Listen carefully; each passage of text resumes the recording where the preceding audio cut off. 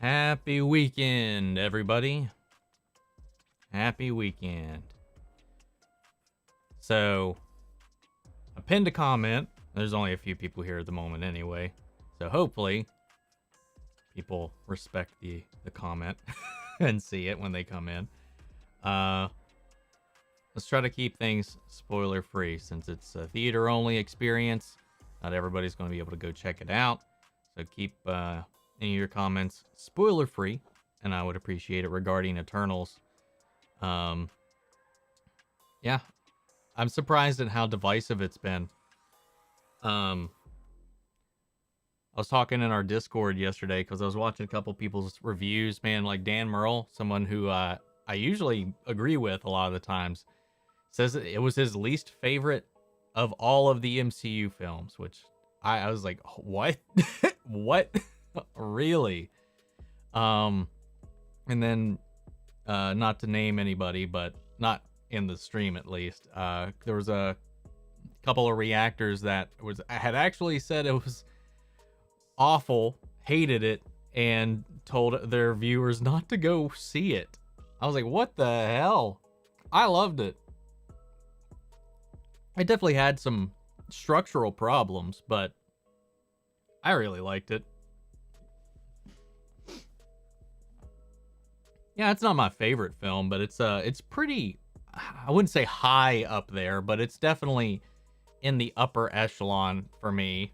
I was like parsing them out myself, trying to figure out an accurate way to like do like a ranking or whatever, because I feel like I've put that off for long enough. I need to at least maybe attempt at ranking them.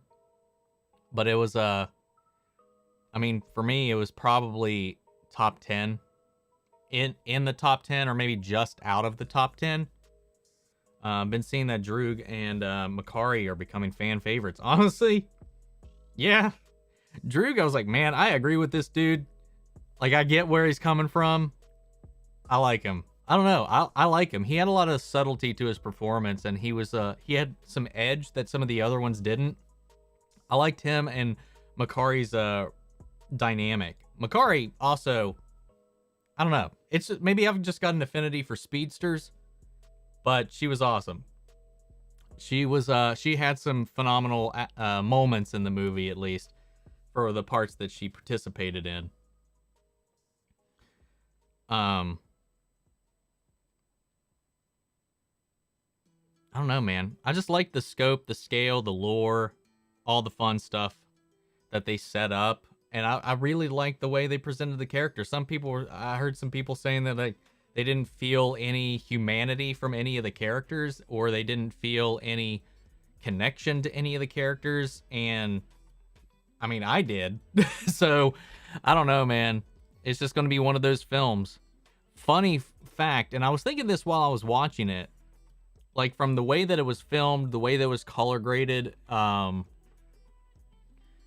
kind of the mythological approach that Chloe Zhao was taking with the film, it reminded me a lot of Man of Steel in a lot of ways, except with actual character and warmth involved in it. Because Man of Steel, while I really like that movie, and it was one of my favorite of the DCEU properties for many years, one thing I thought it lacked was character and warmth. While I liked what it was doing with Superman and what it was trying to do at grounding and making him a mythological figure and steeping him in like this symbology, there's a lot of those elements that are similar between these two films, but I felt like there was humanity and warmth and this connective tissue in Eternals that I didn't feel in Man of Steel. Not to compare the two, but Chloe Zhao in an interview said that Man of Steel was actually in parts one of the films that inspired her for this movie, and I thought that was a funny thing to find out.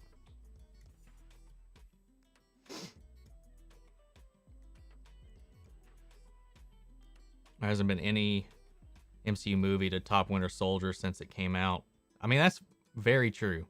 I mean, as far as like a tight-knit, solid film, I think Winter Soldier's still top-notch, top of the echelon, man, upper echelon storytelling. I agree. I did like a tier list because that was something that was easier, and I definitely had it that is like an S tier on out of the MCU films. I can't remember where I downloaded my list. Where did I put Eternals? There you are. I put an A, which actually, I don't know. Yeah, that's fine. I put it on the lower end of my A spectrum because I was trying to like grade them and whatnot. But like, yeah, it was interesting to see that she directly name-checked Man of Steel as an inspiration for the feel and the attempt at this commentary on mythological beings. So I thought she did it fairly well while keeping that heart and humanity involved in there. Oddly enough, I think one of my favorite characters in the entire movie was Dane Whitman, Kit Harington's character, who's not in a lot of the movie at all. The background set pieces are beautiful to me from what I've seen of the trailer, but going to see it tomorrow. Oh, it's a gorgeous movie. Best looking MCU film we've had. Thought Eternals was an absolutely okay movie. The biggest problem with Eternals is that Feige and Zhao decided to film 2 movies back to back and decided to edit them together into one movie. I didn't feel that at all. It felt like one movie to me. It could have been 2 movies, but I don't feel that it was 2 separate movies throughout. It was like 2 parallel stories that informed on where we are at the moment. Like it's, I don't know. I thought the structure worked. What's up, Busy? Main criticism for Eternals is the deviants. I do like how different they look from each other compared to the Chitauri and Outriders.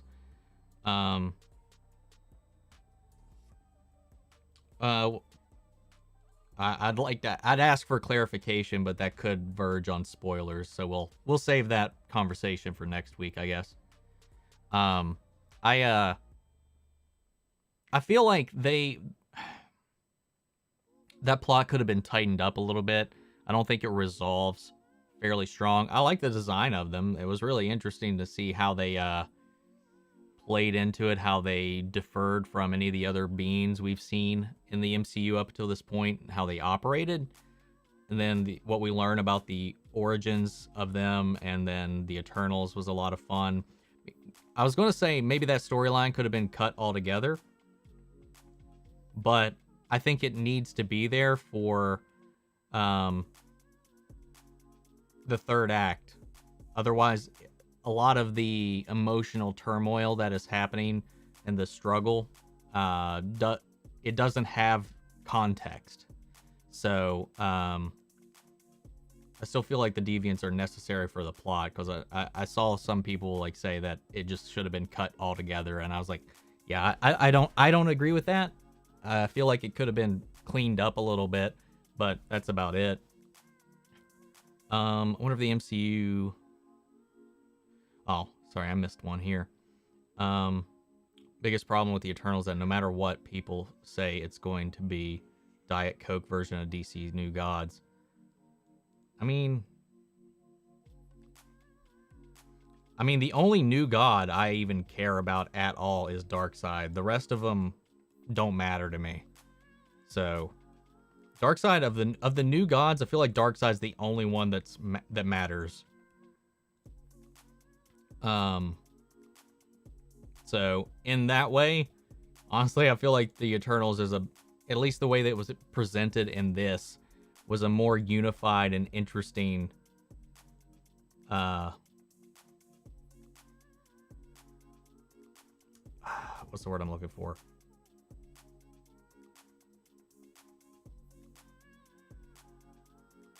Team, group of people.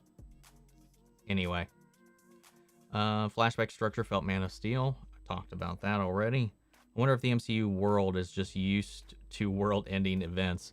Yeah, that was something I was some people had brought up at this point. It happened so fast. So like I don't know who would have been around to be right on top of that, because if this lines up, because I guess this is, it doesn't necessarily say that it takes place 7 days after the blip, after the return of everybody. The 7 days that is in the trailer can be kind of anywhere. I don't know if they've actually pinpointed when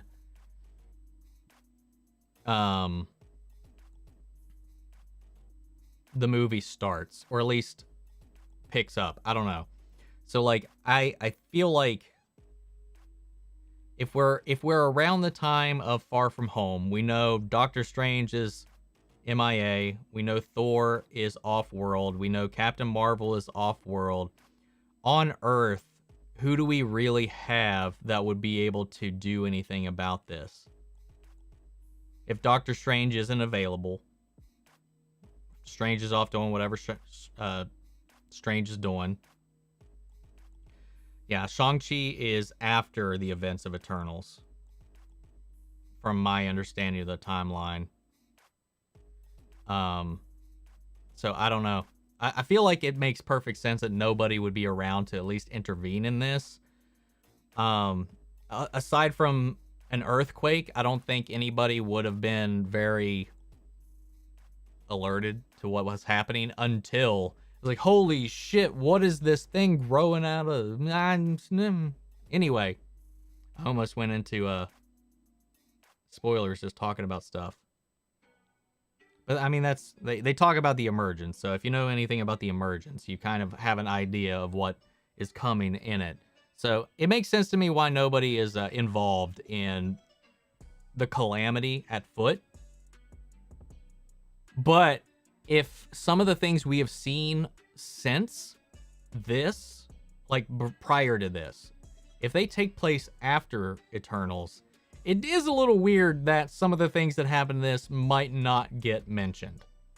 I feel like it's definitely some things that happened here that would definitely get name checked, but that's kind of the order of the release. This was supposed to come out before a lot of the movies we've already seen. So the whole release order for when this was filmed and intended to be out is all out of whack. So COVID really messed up how these things were supposed to be visualized together, how they were supposed to be seen together. So I don't know. We're just gonna have to wait for like a timeline to come out to kind of set a lot of these things straight. When does WandaVision take place? Like we can infer based on information roughly where they take place, but like with this, Shang-Chi you can place in the timeline because there are dates in the film. But this is one of those ones where it's very vague about where it is. So, and No Way Home is directly after Far From Home, so just have to wait to figure things out. My favorite character, I'm sorry, the brightness in my theater. Oh, I need to actually go back because I rambled for a little bit here. Eternals is the type of movie that gets better the more I think about it. Same. Like there was one point that the reactors that hated on it, at least, had brought up that I didn't consider while watching it. The rest of what they had talked about was all opinion to me. Like there was nothing factual that they said. It was just opinion, or objective, I think would be the better word to take it on it. The rest of it was all objective opinion. But there was one comment that they made regarding the Eternals and Thanos that I thought was actually a pretty good point, but I could hand wave that away with some dialogue that's in the movie that and some inferences from how the world has been working to kind of sideline that comment as well. So that's just me, and maybe that's something that, as long as I remember, we can talk about it next week. Do you know where Stargirl season 3 is going to go? I assume they're going to be taking on the Helix Institute next season, going up against Mr. Bones and his group. That's my best guess. Other than that, I don't really know. The brightness of my theater was off. The scenes taking place at night were incredibly dark and hard to tell what was going on. Oh, that sucks. That sucks. Like it was a nice little match for me. So like when we got to like the nighttime scenes, it was really easy to keep track of everything. I'm sorry your theater messed up the brightness though. That would definitely tamper with the experience. Sony is supposed to surprise us this weekend, either today or tomorrow, and supposedly has to do with Spider-Man No Way Home. Daniel RPK, from what I've seen so far, just the only thing that I saw was to keep an eye out for Sony releasing the official poster over the weekend. So other than that, if there's any other surprises, I haven't heard what they might be. My favorite character was Sprite. Loved her sense of humor and her role in the film. She was really interesting. She was also a very tragic character. I definitely empathized with her struggle. I think with the Eternals, Kirby wanted the Eternals to be separated from the main Marvel Comics continuity. Kirby wanted to focus more on the concept than character. Yeah, I think in the comics they definitely went that route. It was more the concept, the world, the universe, these metaphysical, cosmic beings and entities and how they functioned. But of course, Marvel had to keep it tied into things and bring it in. But here, I feel like they married both together. I thought the characters were characters. I thought this was a very character-driven story, while having all of those larger-than-life ideas being challenged out there. But yeah, Shang-Chi was supposed to originally release after Eternals. Does that mean that Shang-Chi takes place after the events of Eternals? I would assume so. I feel like Phase 4 has provided us more questions than answers. That's not a bad thing, but I'm wondering where or when things will get explained. I agree. I feel like so far most of Phase 4 has been setups. Where I mean to be fair, so is Phase 1 and 2. Phase 1 was mostly all setups to this looming background threat that led to the Avengers, which then presented more setups for Phase 3 onward. So like I get it, but we don't. The thing with the setups in this, they don't all connect. They're like there's not like a connecting thread between these setups. So it feels like we're getting a bunch of movies that are setting up different things. At least at the end of Phase 1 setups, Phase 2 setups, like we all knew what every setup was kind of setting up.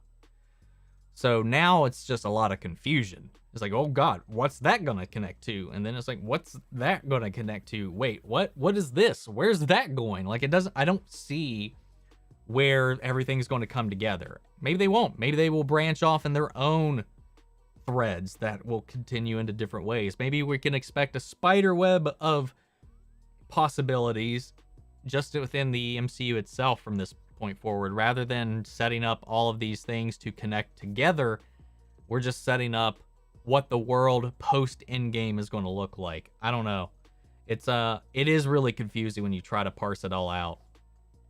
Originally, Doctor Strange 2 was supposed to come out before No Way Home, with Doctor Strange in May. Yeah, you know.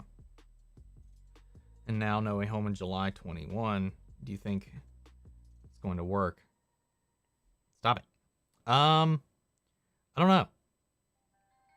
I feel like those movies, because they had not started production when everything else was getting delayed or were in the middle of production, were able to adapt and rewrite and restructure knowing the release order moving forward. So I feel like they probably were able to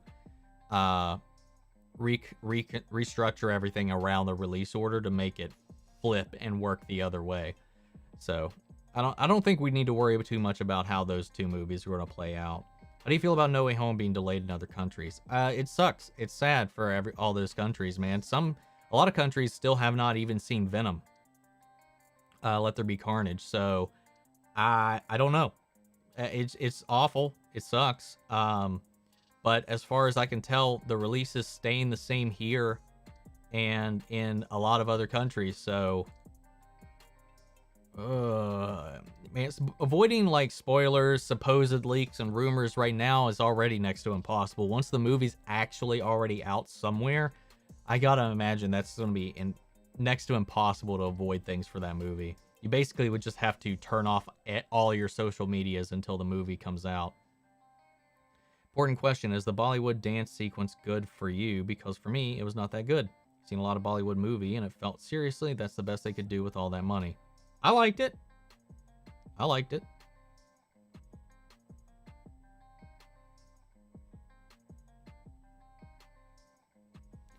Phase 4 is kind of confusing. Do you think the MCU should end sooner than later? I don't think it's going to end ever. I think it's going to keep on going until we're dead. So I feel like they are building everything up with questions. I feel like there's a lot of stuff for the MCU, so I doubt it's going to end anytime soon. I agree with that. Hovey and Ledge did a better Bollywood musical sequence than that. I mean, it wasn't a full sequence. Like, we didn't see, like, the whole thing either. So, like, it was just a one and done. For me, Eternals is BVS of the MCU. People who love it, and those who hate it will really hate it. Except it's a better movie than BVS. Like, objectively, a better movie than BVS, in my opinion.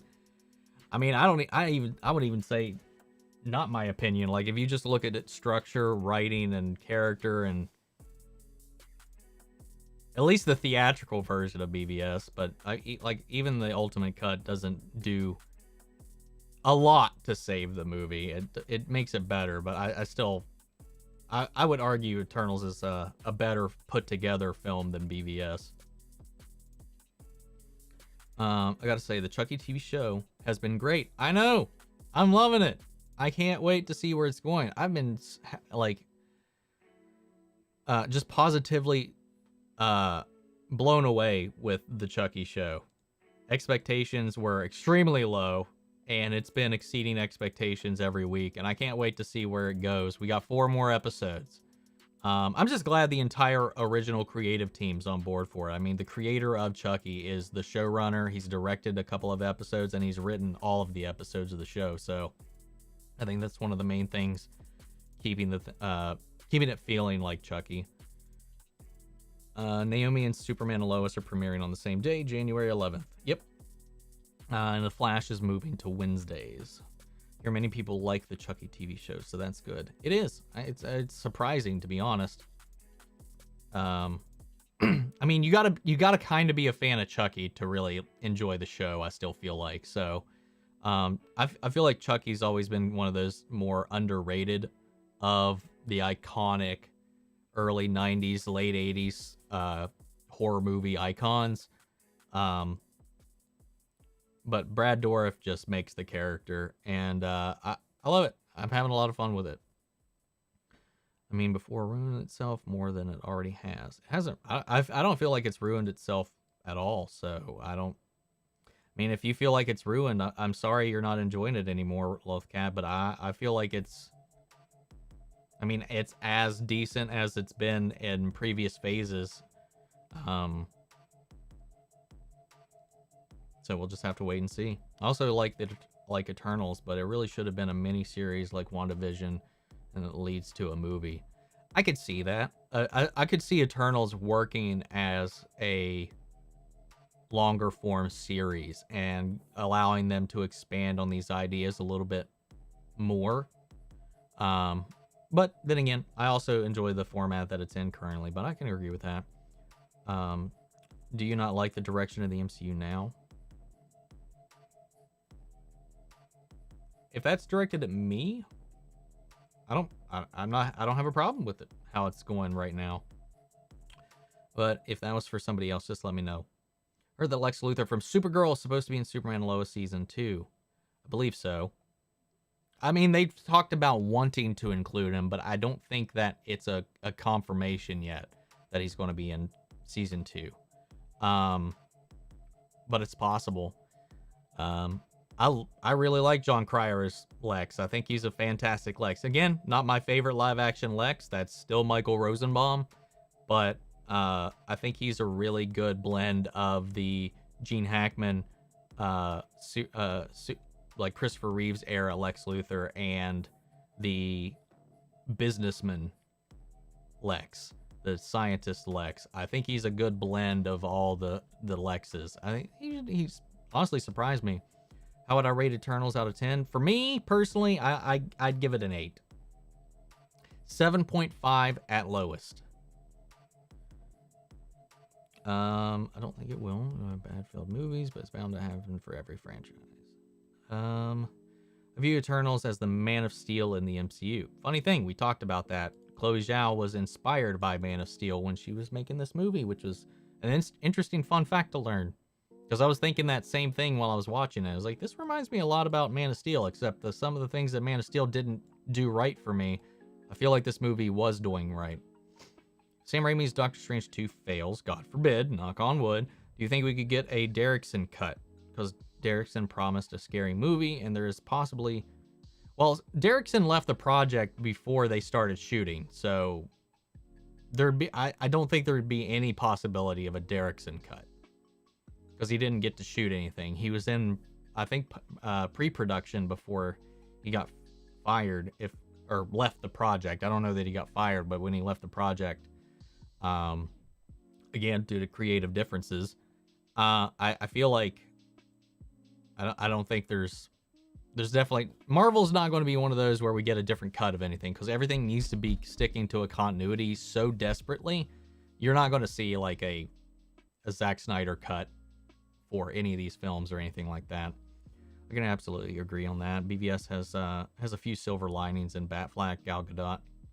Yeah, definitely. Those two are the best things about it, even if I didn't exactly like all of the characterization of Batfleck. He's still my favorite live-action Batman in looks and performance, but there's some story things about him that still irk me a little bit. But yeah, I think the best thing about BVS is the reveal of Wonder Woman there at the end. That was one of my favorite parts of that. Eternals has so many interesting ideas and setups that I'm more forgiving of it, as it's Marvel trying something. Eternals got banned in my country. Yeah, it's got banned in a couple of countries for particular reasons. And it's sad that, yeah. Sad. It hasn't started filming yet, so. This past Tuesday is the happiest I've been watching the CW in a long time. Both Stargirl and Supergirls had terrific episodes. I did. I thought the Supergirl episode was actually fairly well written for the show. I know a lot of people, or some people that have that are fans of the show, are upset with it. Don't know why. I liked it, and I usually don't think the writing on the show is ever good, and I thought it was pretty well handled. And Stargirl's finale was epic. I loved it. But Supergirl ends next week.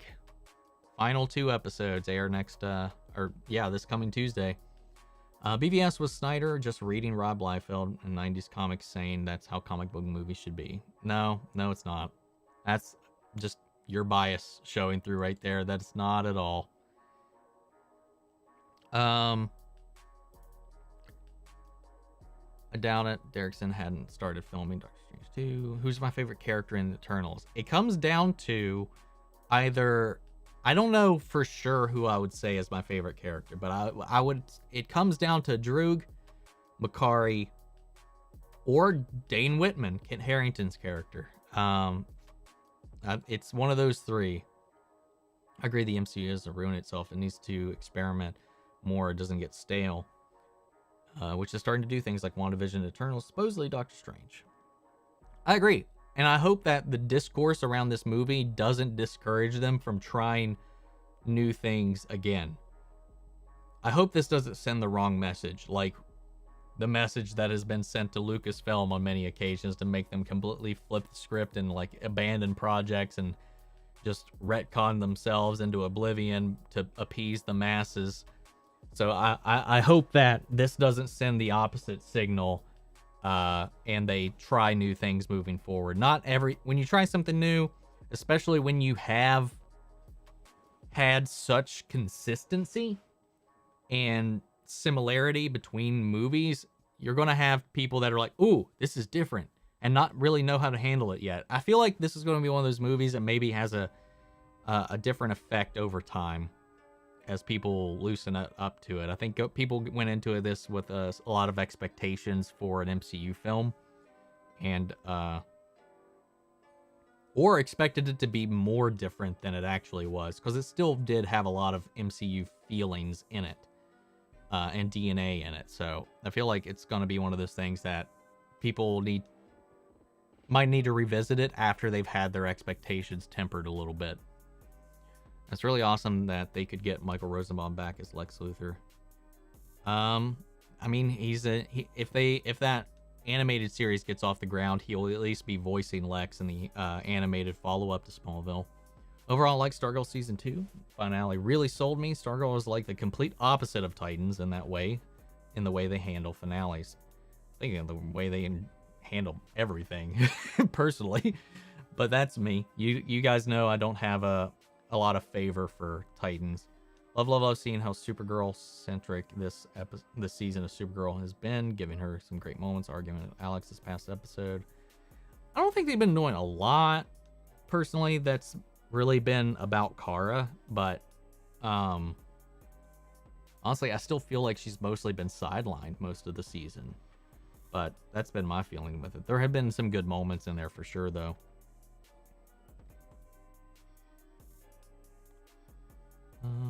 Let's see. I think John Cryer's perfect blend of early comics, Gene Hackman 80s reboot, Smallville, Luthor. Cryer is a massive Superman fan, so when they offered him Lex, he jumped on it. Yeah, man, I think he's been doing a really good job. He's one of the best things that the Supergirl show has put out, to be honest. A thing I hope happens in the MCU, which feels less likely to happen, maybe Deadpool, but I'm hoping to get some R-rated MCU movies. Well, from what Kevin Feige said, Deadpool will be rated R, so maybe that one, and he's in the MCU, so that might be one, and maybe we can get some future one. Blade is one of those storylines. I'm not sure how you do that PG-13, but we'll see, because I think they said that's still going to be PG-13. I feel like this past episode of Supergirl finally showed us that William's purpose in the show was. I think this will motivate Andrea to be a better person. I hope so. What's up, Sheena? Welcome. Love this show. They finally give us Martian Manhunter in his Manhunter form for a large portion of the show. I know, we've been seeing it quite a lot this season. Can't remember if you liked the first Doctor Strange. I do, quite a bit. But do you think Doctor Strange 2 could top Strange 1, Infinity War, and Endgame? It's possible. I think it's definitely possible. We'll just have to wait and see. I don't want to get my expectations too high for the film before it comes out. But I got some massive love for it already. The past 2 seasons of Supergirl have been rough, and I still love this show. It'll be sad to see it end. I'm just gonna miss the characters, to be honest. The show itself, the characters and the actors, but the show itself, I feel like it's been on its last legs for a long time. I think season 5 was just the worst season in television of anything I've ever watched, or at least. So, I don't know. But I'm surprised it didn't end sooner, to be honest. To think that, because again, for me, I think out of all the CW shows, it's the weakest. and has been for a while, for me, personally. Let's see. To think that the next Marvel movie is No Way Home is crazy. Toby and Andrew are coming soon, so we hope. Janice, are you going to do reactions for Gen Lock Season 2? I don't know what Gen Lock is. Whatever it is, I haven't seen Season 1, so watching Season 2 will definitely be probably a no-go. Do you feel that Alex and Kelly showing up in Flash Armageddon will lessen the dramatic weight of the finale of Supergirl? I don't know. No, I don't think so at all. Because it'll just show the world, regardless of whatever happens to Kara, because we don't know what's going to happen to Kara, regardless of the world of, at the end of that, those characters at least live on. So that's good to me to see them still existing and helping and fighting the good fight.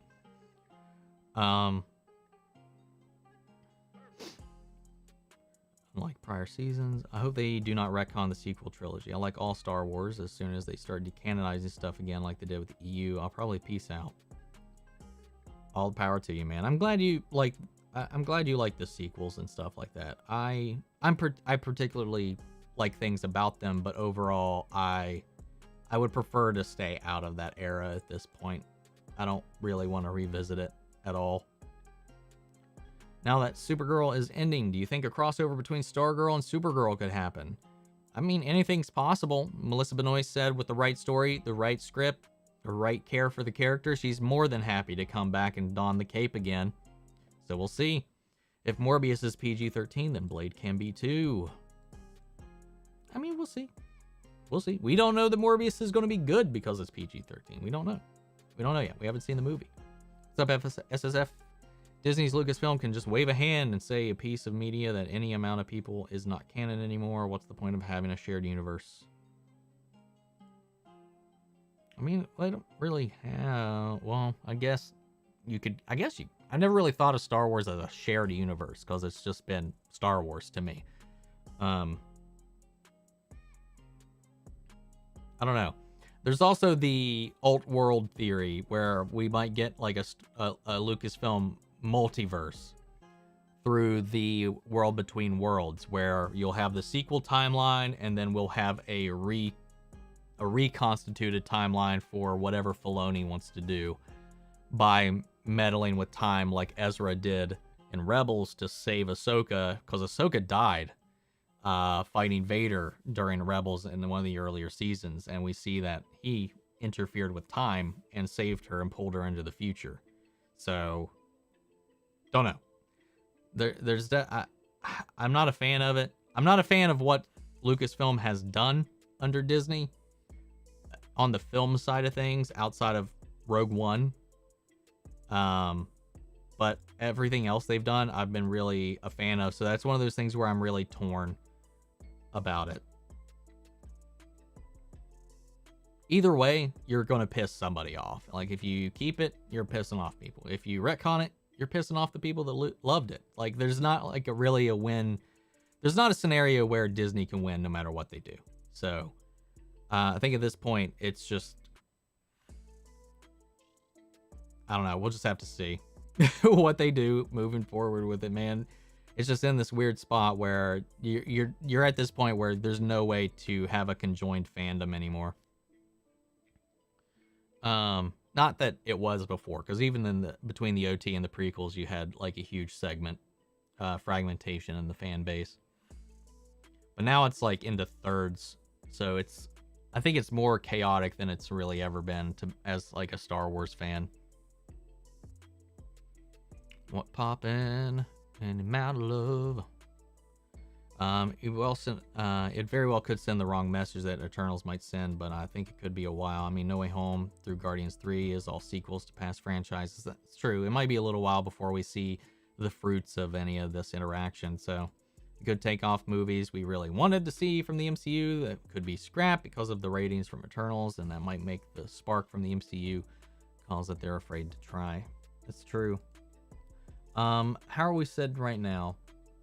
I mean, audience rating is still pretty high. I mean, it's an 84% right now. for the audience. So I feel like Disney is going to care more about the audience scores than the critical scores. Even though Kevin Feige was like confident this movie was going to be an Oscar contender, which given the reception to it, I don't know.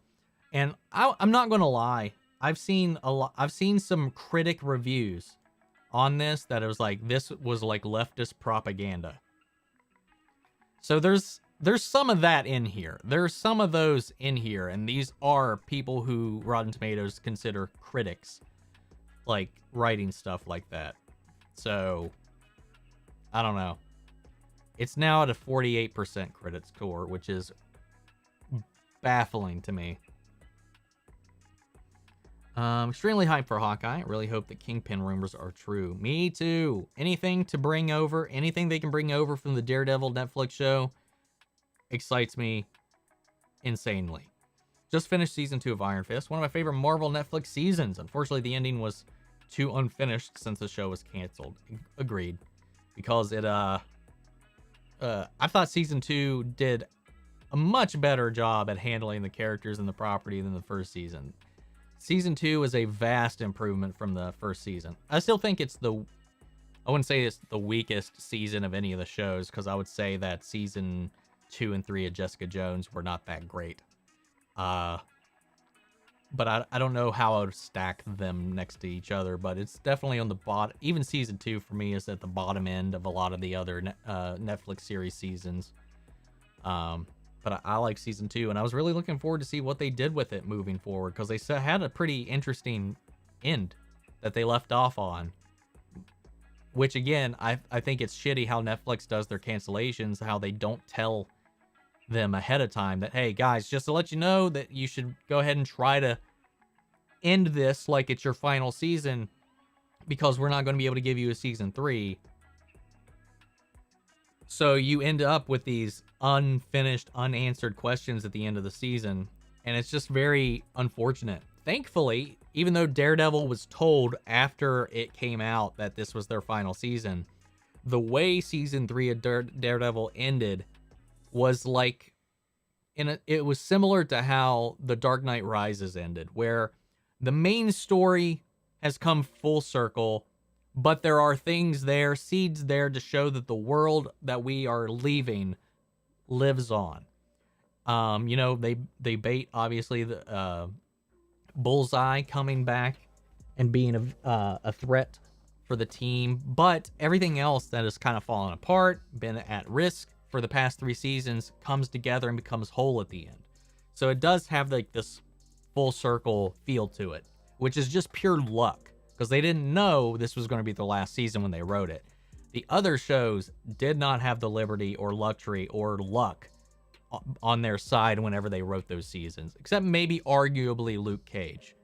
You could say Luke Cage kind of has this similar feeling to the ending of season 3 of Daredevil there. Yeah, I want to see where they go from there onward. Batwoman thus far has been more entertaining and better structured than season 1 and 2. Yeah, definitely. So far. So I've heard rumors that this season of Batwoman's only going to be 13 or 15 episodes. But I haven't seen anything that confirms that, though. As both are literally square one for the show starting over again. Have I heard of the X-Files or Why the Last Man? X-Files is my favorite show of all time. So yes, I've heard it.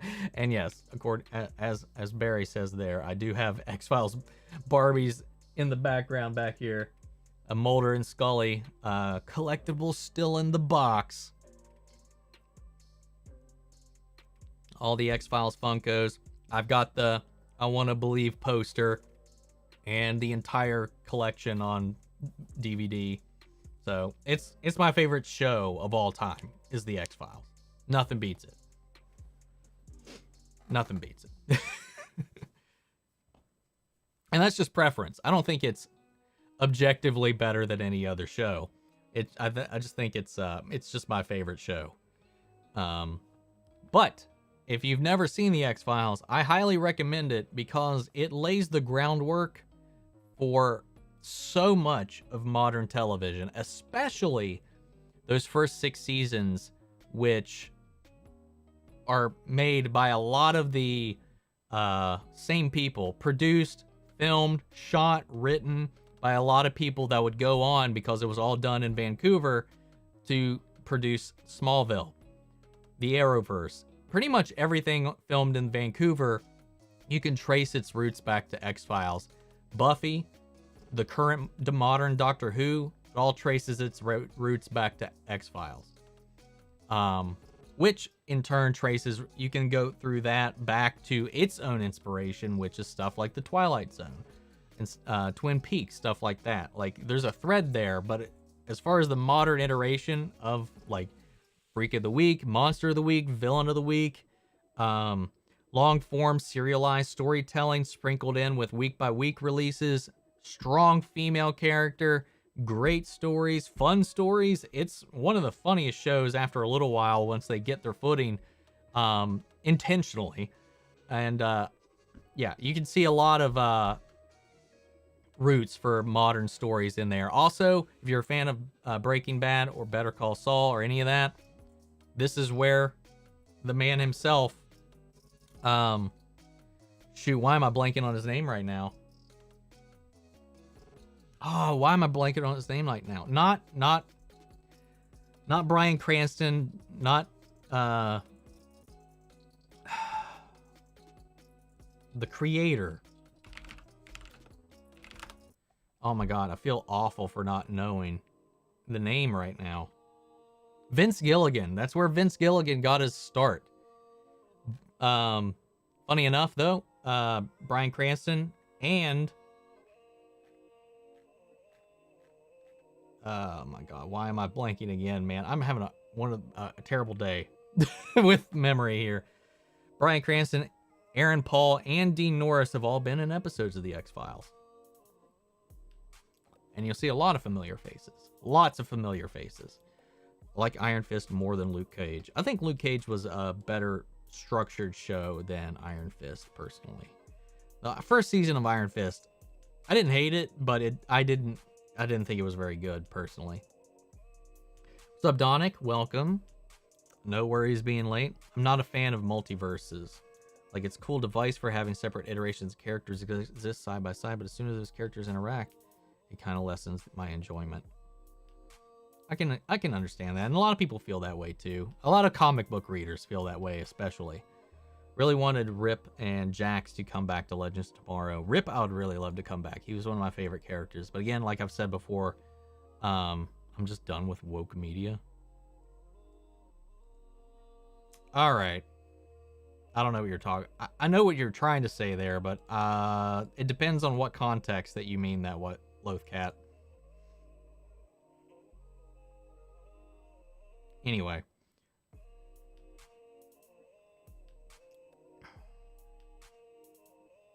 I do have a bias towards Arthur Darvill because of Doctor Who.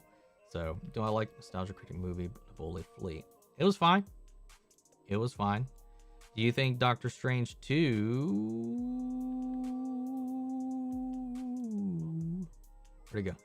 Could be the beginner of Spider-Verse 2, if the Spider-Men are in Doctor Strange 2 fighting to keep the multiverse in check. I mean, it's possible. We just don't know enough for me to speculate. I mean, anything is possible at this point. I don't know. I'm not going to try to, like, do jumping jacks and hula hoops and all kinds of stuff, trying to, like, speculate what Doctor Strange 2 is going to be, because we don't really know the setup yet. So, I don't know. Like, I just want a self-contained fictional universe with permanent consequences that accepts all parts of its mythology without retconning and decanning stuff.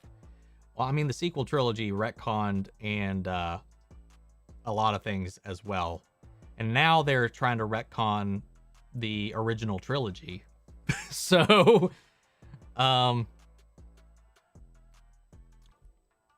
and Clone Wars at this point, now that I'm thinking about it. These new comics and the sequel trilogies retconning the Clone Wars, the episodes of the Clone Wars itself, which has been part of the canon. It's just, it's not all, it's already started doing stuff like that to make its current mythology make sense, unfortunately. Especially with the new what's it called? Because I've got the Luke one, Secrets of the Jedi, with the new Secrets of the Sith book, which is from Palpatine's point of view. They're already retconning the prequel trilogy, some bits of the original trilogy, and some bits of the Clone Wars even. So that stuff's already begun. Do you think the Marvel overestimated the reception of Eternals? Maybe they should have waited to lift the embargo? I don't know, man. I definitely feel like they did overestimate how loved it was going to be, how non-divisive it was going to be. So, I get why they didn't, because they were very confident in it. But it probably would have been a better idea to hold the embargo. But then again, just the fact of holding the embargo sends the same message. You know, that maybe things aren't okay over there at that movie. Are you surprised that Superman and Lois will be premiering in January instead of February?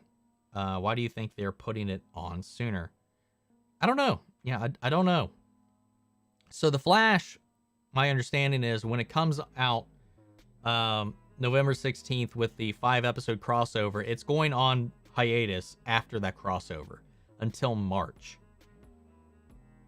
And then Legends and Batwoman are going on hiatus after, I think, the next 3 or 4 episodes that air. So on November 24th is the last episode of Legends and Batwoman that's going to air before they return next, like in January, when they come back in January as well. So they're like doing like a weird like release structure for this, and I'm not sure the reasoning behind it. Like, I get why they're moving Superman and Lois together with Naomi, because they want to use Superman and Lois to boost Naomi's ratings, and they're hoping to pair those two up. So I don't know. It's just really interesting that they're breaking them up, and I think that confirms, at least could confirm, the rumors of how short that Batwoman and Legends are going to have a similar episode order this season. They both started on the same day, and they're coming back on the same day, and I think they're going to end on the same day more than likely as well. So I don't know. I've seen that. Have I seen Learning with Pibby from Adult Swim? All Cartoon Network's properties in a multiverse of war? No, I have not even heard of that show. So no, I have not actually watched Cartoon Network or Adult Swim probably in like 8 years now, because I just haven't had cable. What's up, Michael? Hope you're well. Before I watch Shang-Chi and the Eternals, quick opinions. Shang-Chi is my favorite solo film that the MCU has put out, personally. Eternals is very different, a lot of similar feels, but think of it kind of like a mix of Man of Steel and Dune with some Marvel sprinkled in with it. Find it funny how both Daredevil Season 3 and Daredevil movie end the same way, with Bullseye still alive and wanting revenge. I didn't think about that. People wanted it to be a show. I agree with them. Want to be a show? The Multiverse of War? I'm sorry, I'm not sure what you're referring to, Stixie, there. Ignoring that last season, of course. I think that was in reference to the X-Files, because I'm a little bit behind on the messages. I don't really get when The Walking Dead goes on hiatus and then returns 3 months later, like February or something. It's so that they can keep filming. Usually it's to break things up because they're still filming the back half of the season. It's just to build anticipation. I don't know why exactly shows do it. I think it's to keep their shows in rotation. And build anticipation. I'm not exactly sure, to be honest, why shows kind of structure the releases like that, because Arrowverse does it, everything on the CW does it, Breaking Bad did it, The Walking Dead does it. I don't know. They all kind of have like a mid-season finale structure, like we release half now and then half later. Not sure the science behind why that's a decision that's kind of a standard. I don't really know how I feel about the ending of Bates Motel.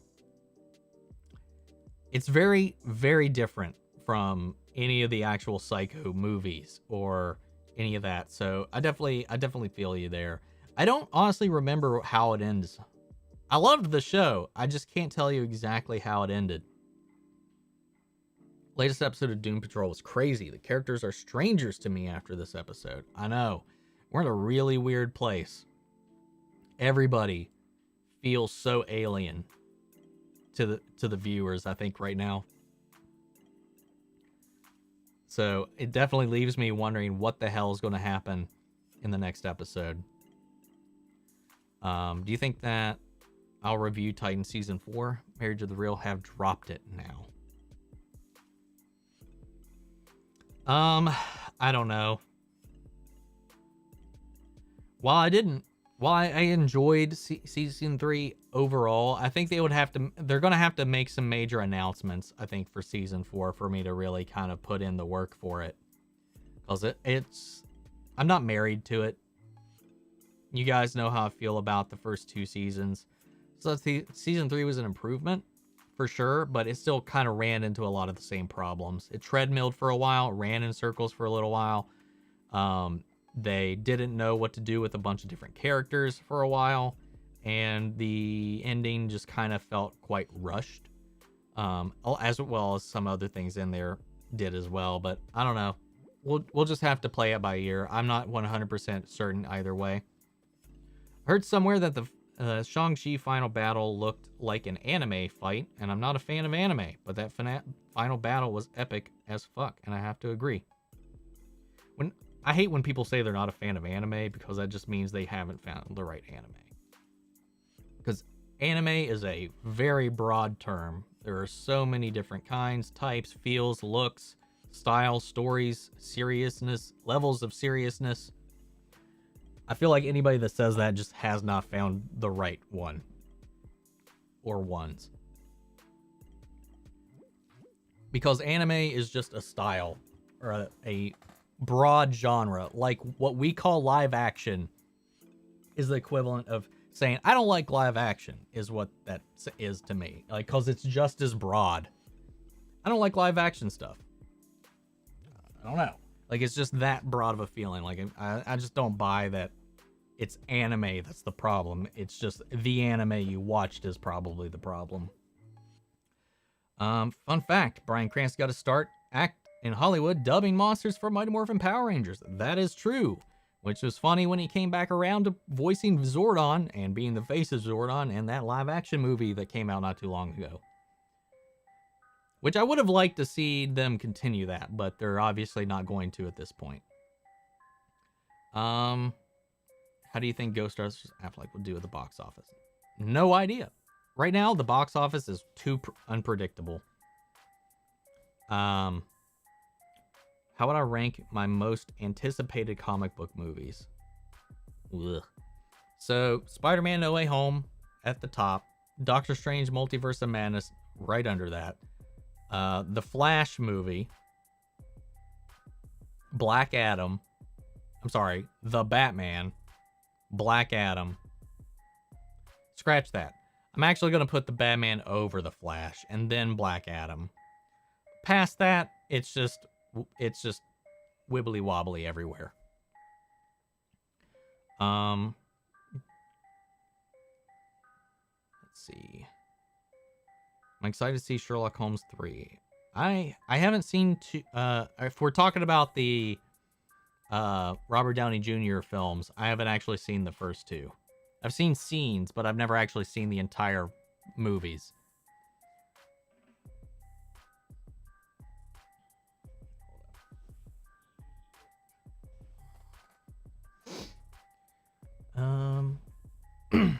Let's see. You think that people will actually want the MCU to do something new or just stick to their formula? I want to see them do new stuff. I want to see them branch out. I want to see them try to be experimental. I don't want them to keep kind of doing the cut and paste movie, because I think that runs the risk of, again, burning out. Sure, you get a consistent film, but it's just like, it takes a lot of the creativity out of it, I think. Riverdale, Michael Morbius with Riverdale, Peter Parker, Riverdale, Peter Swain from the Batman. Don't care about Edwin or Jake Team not divisive? I have no idea what you're trying to say there, Sixy.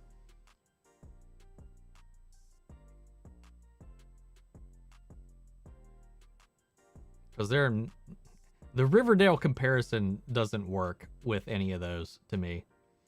Didn't know that. Basically, the Flash crossover is its own miniseries, effectively, because it's basically going on hiatus right after the crossover's over. And then the Flash exclusive episodes don't really start until March of next year, which is just weird to me. Love the original X-Files. Awesome.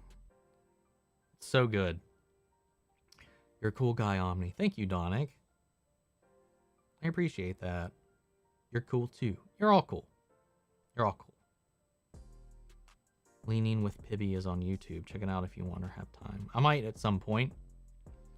No matter how you feel about Phase 4 movies, I think we can all agree that scores have been fantastic. Black Widow is arguably one of the best scores. Same with Shang-Chi and Eternals. I really like the Shang-Chi score, and I really like the music in Eternals.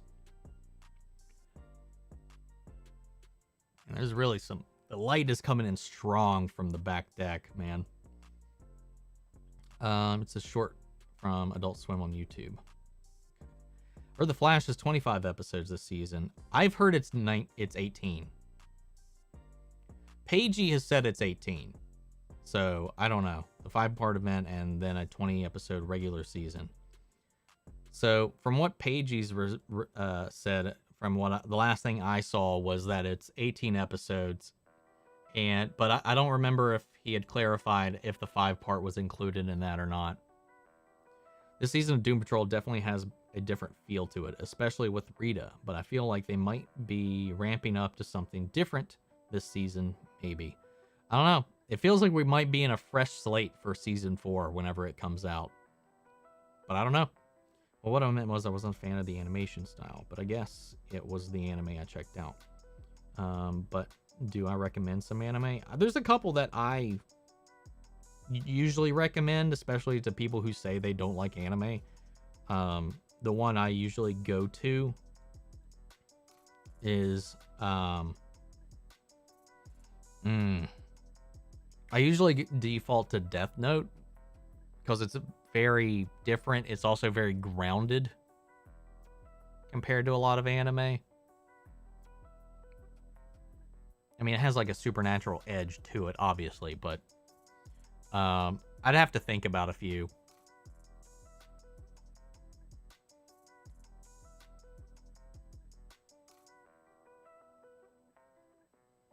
It's funny how Kevin Feige gave a warning towards us Marvel fans about No Way Home, but him and Marvel were fighting with Sony because Sony wanted to show Toby and Andrew in the next trailer, but Marvel didn't.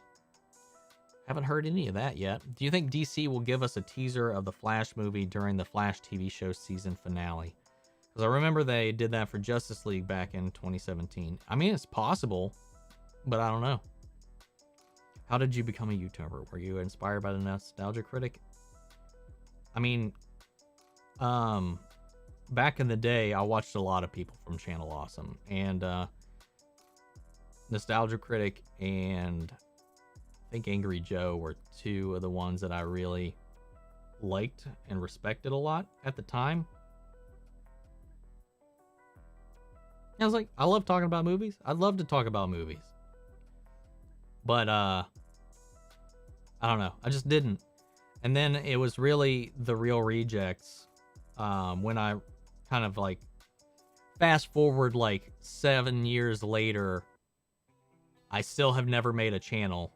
And I've been watching like YouTube movie reviewers and stuff for that long and whatnot. So like fast forward 7 years and then I come across like The Real Rejects and stuff like that, like these other reactors and whatnot. And I'm like, you know, I feel like I could do that. And then it just worked up to building up the motivation and the courage to try that myself. I guess, but I just got Riverdale vibes from it. I think that just like because you just get this emo edge from these characters for whatever reason, and then that associates with Riverdale for some reason when Riverdale is just a soap opera over the top and incredibly ridiculous. Do you think Disney Plus Day will give us any announcements or trailers? I think we're going to get both. I think we're going to get a healthy mix of both. Let's remember the MCU series also have fantastic scores, especially Loki. Loki is the first MCU soundtrack score that I've actually purchased. I really, really loved the score for Loki. I thought it was beautiful. Like that synth 80s sci-fi epic feel to it. I really dug it. Also had a little bit of like a Daft Punk Tron kind of vibe to it as well, mixed in with it. It was just beautiful. I loved it.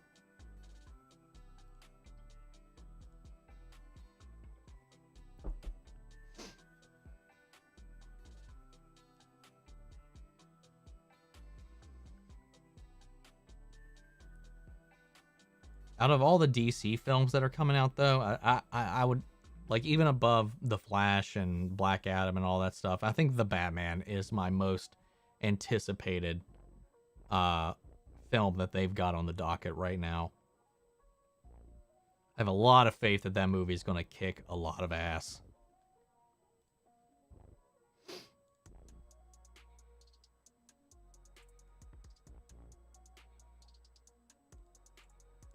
Falcon and the Winter Soldier was done by Henry Jackman, the same composer of Winter Soldier and Civil War. I think I knew that, but I wasn't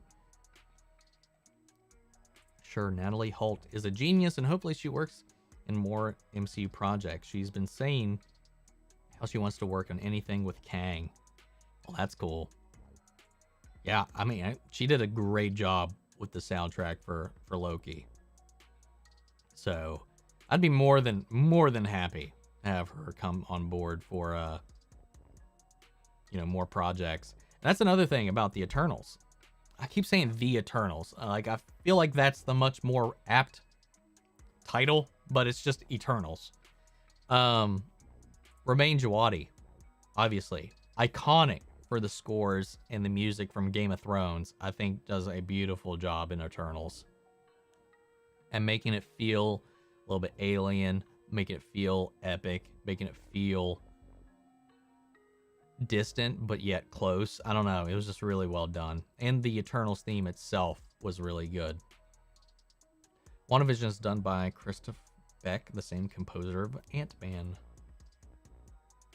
What I liked about WandaVision was like all the intros and stuff like that by that couple, I can't remember their names, that did the music for the opening of each episode. How it was a different spin. It was a different intro at the beginning of every episode that kind of played off of the stylings of sitcoms at the time, at the era that the episode itself was kind of taking place in. I like that, like how they recreated that vibe while keeping the same motifs throughout every song. It was really, really well done. It was really well done. I like that a little bit. I like seeing the behind the scenes of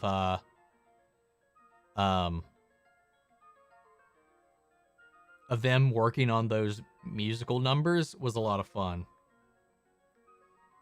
Did I like the second go round of the X-Files? Do you mean like the revival series or like watching the entire series through again, Sandra?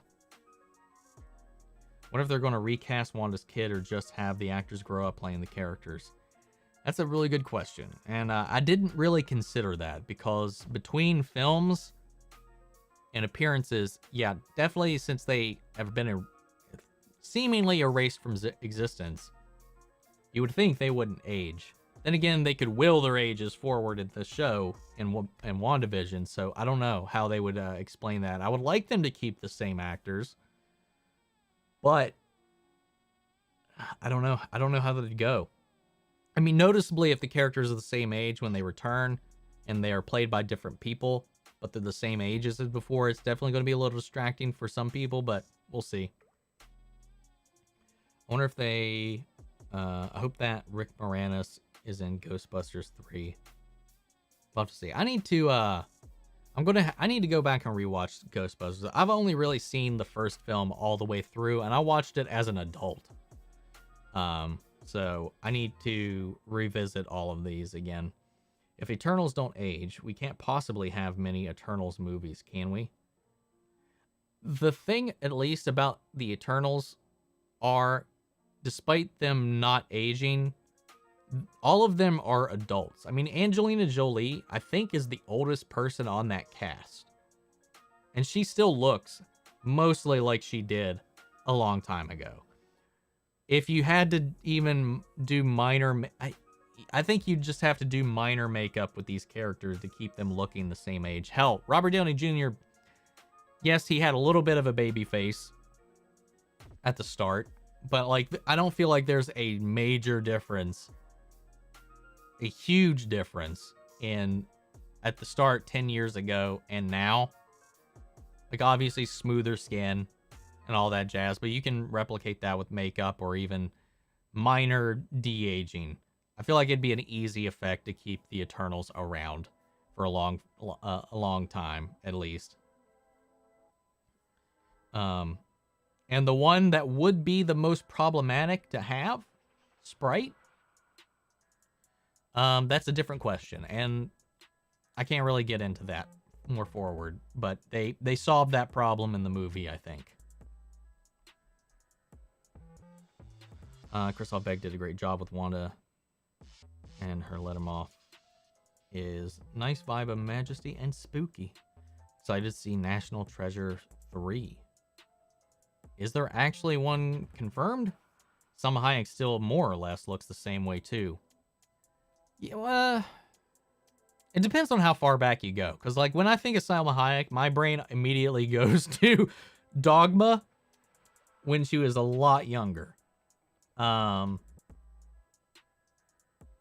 But yes.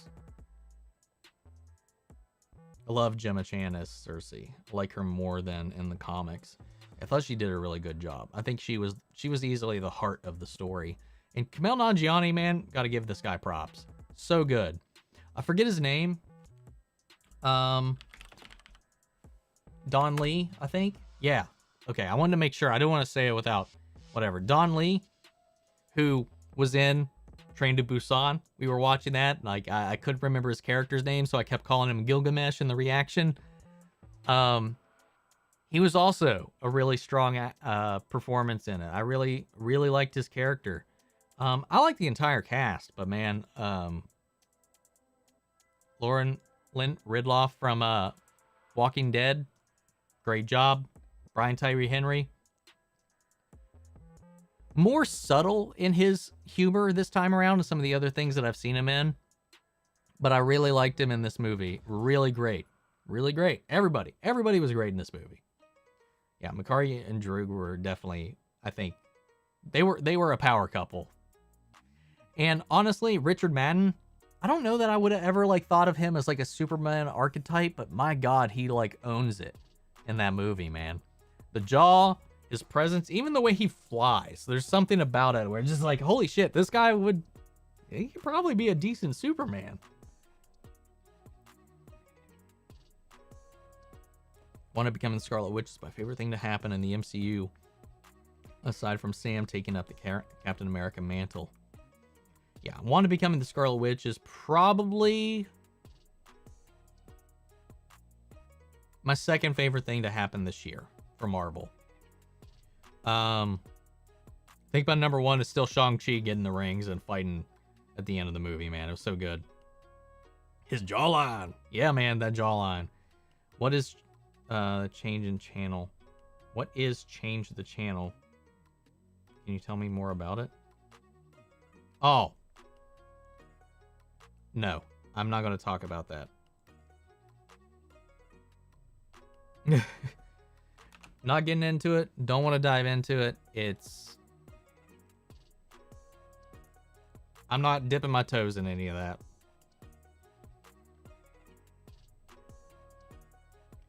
Look it up. Just Google it, look it up, research it yourself, because I'm not going to talk about it. I don't know enough about it, but what I do know, it's a bunch of stuff that is definitely long-term permanently altered the way I view a lot of content that I used to really enjoy. Love Zemo's butler blowing up those flag smashers. Me too. Can't believe Lex Luthor killed William and Supergirl. Me either, man. That was I knew it was coming, but I didn't want it to happen. But it did anyway. We don't know what other Eternals they may introduce later in the movies, so some could be switched out in later movies. It's possible. I'm excited to see who all they grab, as far as like if there are any other Eternals we'll meet down the line. Will Kara stay single by the end of Supergirl? That is the major question of very much that Twitter is very curious about. Because, man, goddamn, dude, social media is more concerned about a character's love life than they are about the show. And it's ridiculous. How are we feeling about Secret Invasion? Are we excited? I'm they need to show me something to be excited about, because again, just because they have the name doesn't mean it's going to be a direct adaptation of the comics or anything like that. Darn, I haven't seen Eternals yet. Well, we're not talking spoilers, so I'm trying to keep it as vague as possible when we're talking about it. So hopefully you'll be fine and set and good to go whenever you go check it out. But yeah, I feel like with Marvel, before I get excited about the idea of Secret Invasion, I need to see what they're doing with it.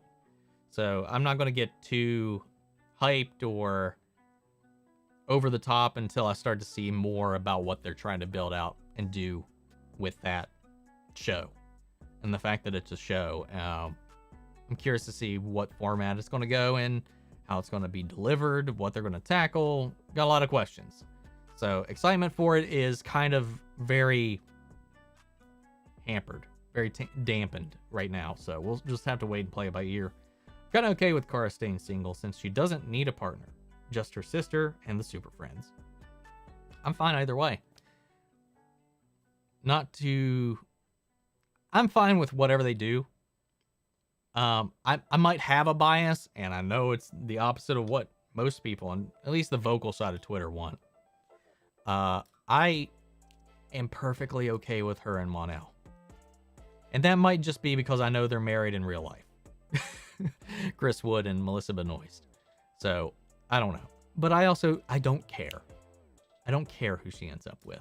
As long as it makes sense. Or if she just stays single. Who gives a shit? Gosh. Just as long as it ends fine. The revival. Okay, Sandra. So the revival for me of the X-Files, so essentially season 10 and 11, which came out many years after the original running had ended. They came back, they tried to reinvent the franchise in a way. Everything you knew before was a lie. And all this stuff to kind of make it fresh for new viewers or something. And it ended up, as far as the mythology goes, I think they butchered it. I think they completely messed up the mythology. To the point where I almost didn't care anymore. I thought they mishandled all of it. But the one-off episodes, the Monster of the Week episodes, I quite enjoyed. There's a couple of standouts, like the Were-Lizard episodes. One of my favorites. It made it into my top 10 episodes of the show, including everything. The drone episode was really interesting. The Trash Man episode was really interesting. But everything to do with the virus, the pandemic, which was funny because this was long before our pandemic that we've been living in.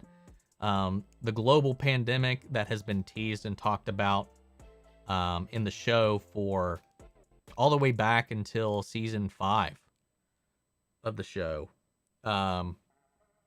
When it happens, why it happens, just what they did, the mythology in general was a travesty to me. It doesn't make sense, and I felt like it undercut seasons 1 through 9. But overall, I still like the standalone episodes. The episode in season 11 about the Mandela effect, to me, They opened the door for the X-Files multiverse, and I'm just going to pretend that these new episodes exist away from the first 9 seasons. So that's my headcanon. Especially with how season 11 ended, knowing Chris Carter, knowing this was the last time Gillian Anderson would return to play the character, and still he ended it the way he did, is such a slap in the face to fans to me. So I wish they would have at least, if I had my way, I wish they would have just never did the revival seasons. Because I feel like they botched it. And they just left us in like a sour place. But that's just me. That's how I feel. I'm just very, very attached to that show. But it didn't like kill the show for me or anything like that. It's still like my #1 show of all time. But that's when I'm talking about seasons 1 through 9. The original show.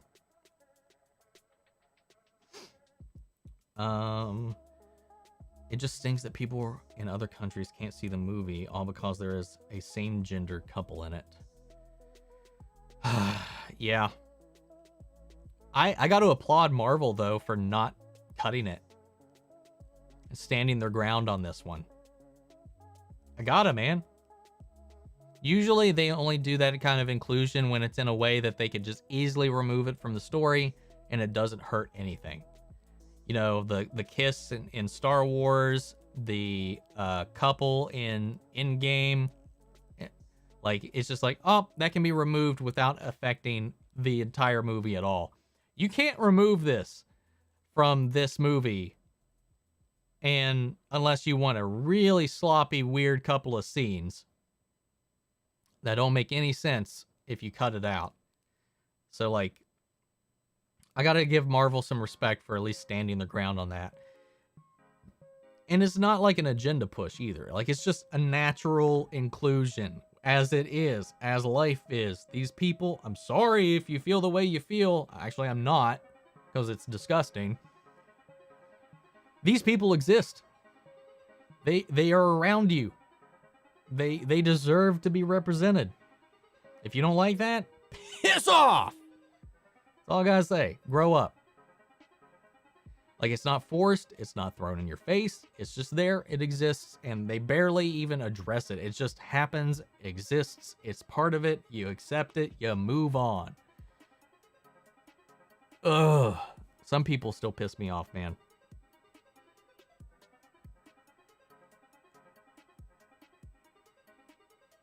You need to watch Sex Education. Isn't Gillian Anderson in that?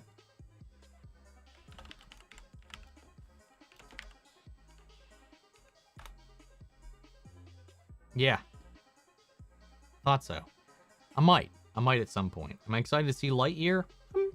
I'm looking forward to it. I'm not like foaming at the mouth to check it out, but I definitely will watch it. I generally will watch most anything that Pixar puts out. There's only like a handful of their movies that I've not seen.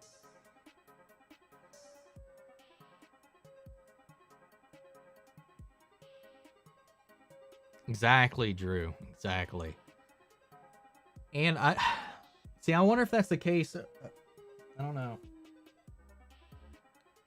See, part of me wonders if it's like a genuine stance or not, because of Chloe Zhao's viewing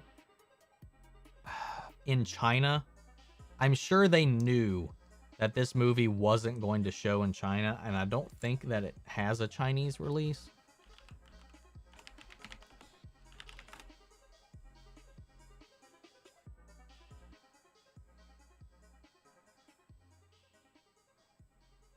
China hasn't officially banned the movie yet. Not that I can see, at least. So, but Chloe Zhao is not in good standing with China to begin with. So they probably, I don't know how genuine of representation it is, because I'm wondering if they expect China to not show the movie purely because of Chloe Zhao, because they had some beef about hiring her to begin with. because of some statements she's had against China, but they stood their ground on hiring her and keeping her as the director. So they probably assumed it wasn't going to play there, and then by that being the only market outside of the US that really apparently matters to the parent company, maybe they didn't bother thinking about it. So like, it makes me wonder that had China been able to consider this movie, would this exist in the film? Either way, it exists in its current form, and I gotta respect that at least, because more of that needs to happen. And it was well done. It was beautiful. I thought it was some great scene work between those characters, and it just comes in and go. It doesn't draw attention to it, not in any weird, forceful way. It's just, this is life, and moves on. I liked it. I liked it a lot. It was some really sweet moments, and it was a really, I was living where I do, like, I was keeping an ear open in my theater to see if I heard anybody being shitty about it, and honestly, I didn't, and I was surprised by that. To be fair, it was the pre-show, so, like, it was the day before the official release when I watched it, so, like, that's where the diehard Marvel fans usually show up, so I have to imagine, I'm sure there's probably going to be some shitty people whispering about it in like the later showings, your more casual fans, but like, whatever, grow up. It still bothers me that we live in a world where people are still that butthurt about stuff like that. Adored Eternals because of the connection to the characters.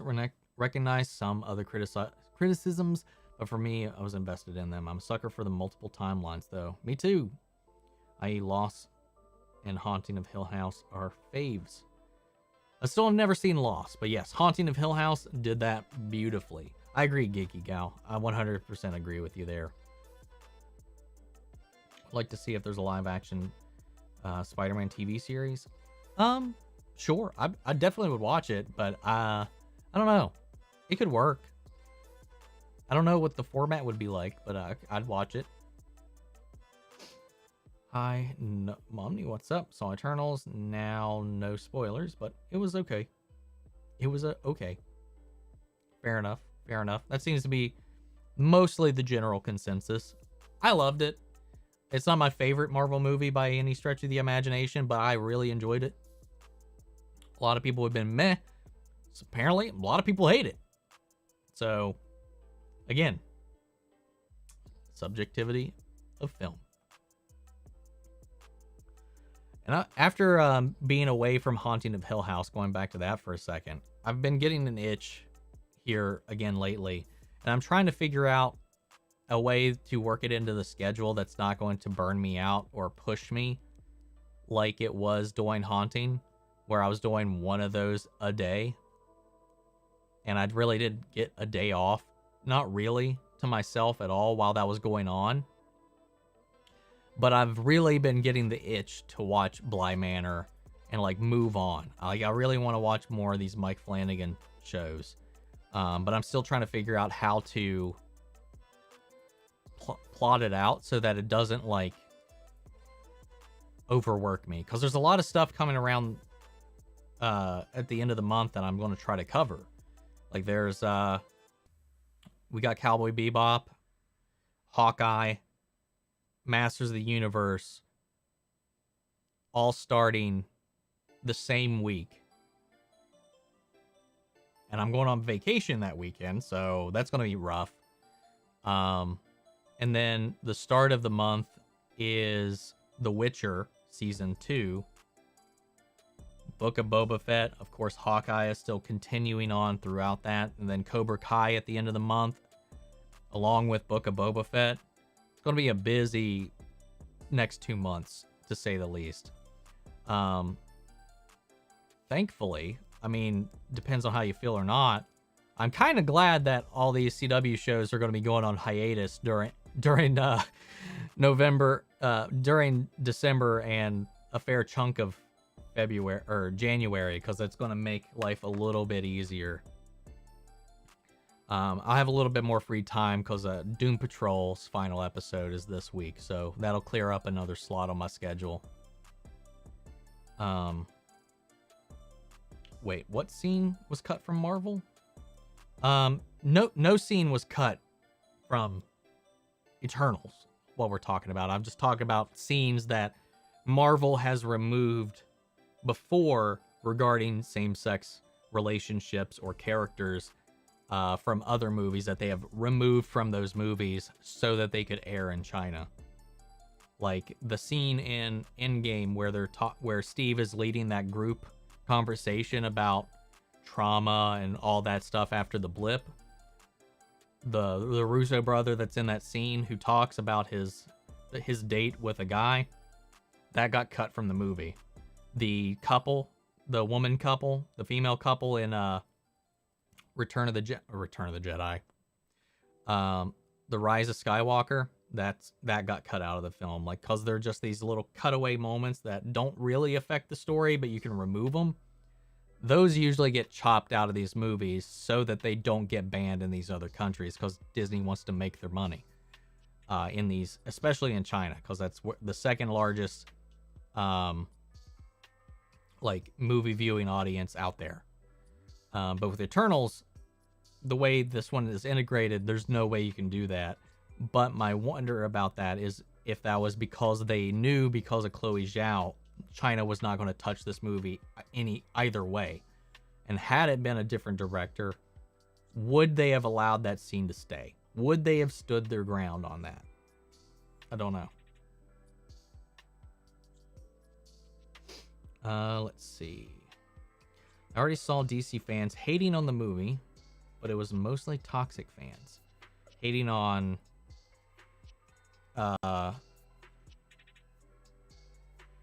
Eternals. What have DC fans been saying about it? I've seen a lot of people be like, Chloe Zhao said it was inspired by Man of Steel. Suck it. That means Man of Steel's great.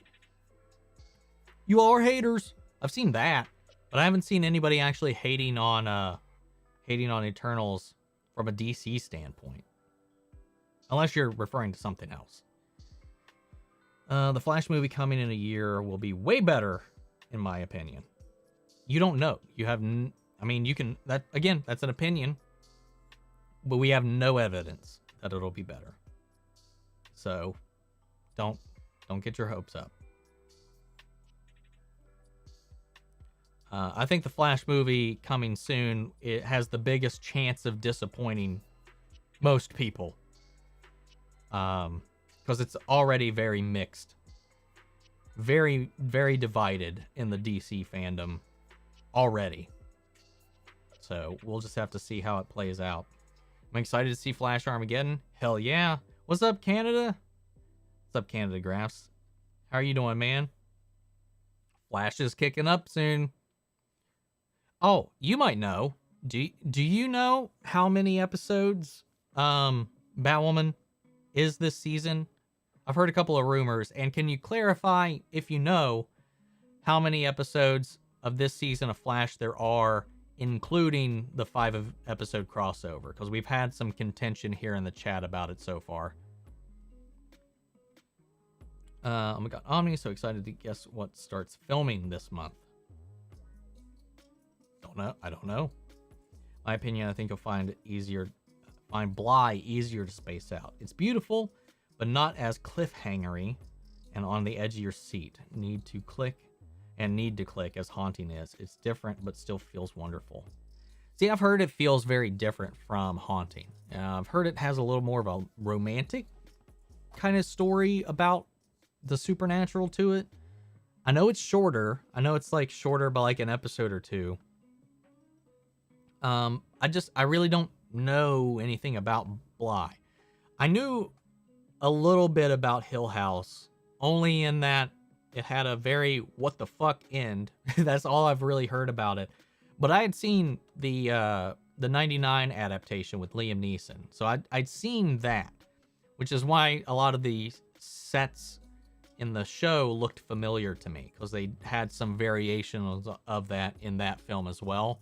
But obviously the book that was an adaptation of the book, and this is Mike Flanagan's is more of a remix of the book. It's very different than the book. So I'm glad that was different, but I don't know if Bly is based on anything or if it's completely original.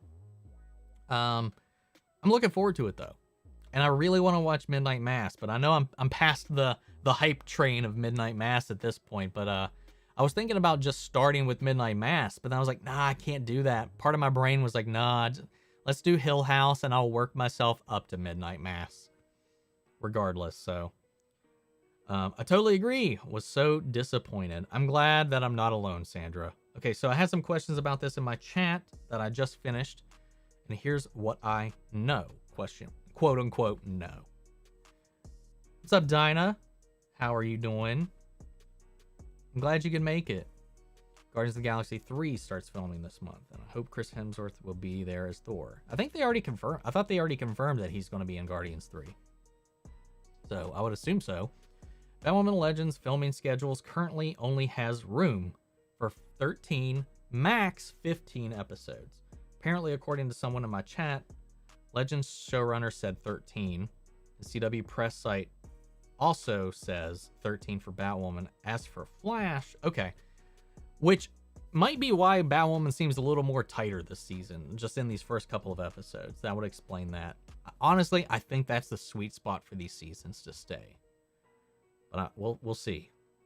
So one thing about Eternals is that it has the most diverse. It was the most diverse film in Marvel that Marvel has ever made. Yes, it was, and I like that about it. And it's not, again, it's not like it's not, what's the word I'm looking for? It's not like virtue signal-y kind of diversity. It feels natural. Like, I like it. It's not like, I don't know, man. I feel like I've seen just too much of that toxic side of the internet because of the fandoms I'm part of. You just see a lot of it all the time. And I'm just like, you just hear woke thrown around, diverse thrown around in all these very weird ways. And I feel like I have to defend it every time and put like an asterisk on it every time because these people are just insane, in my opinion. I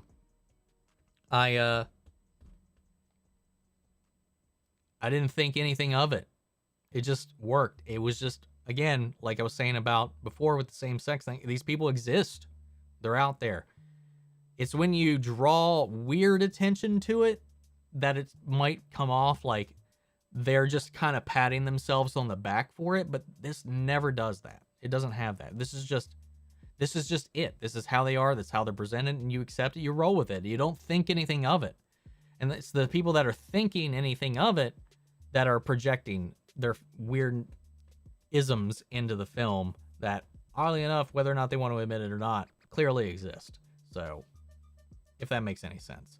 But I liked it a lot. I liked the diversity of the cast.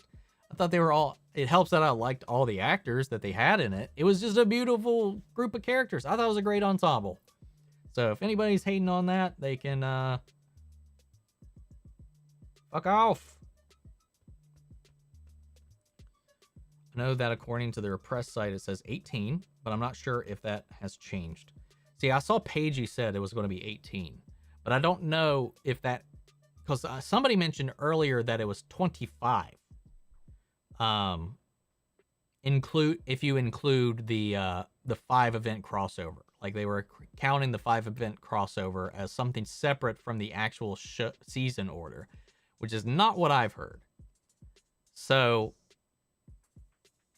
I'm assuming that the 18 or 20 includes the crossover.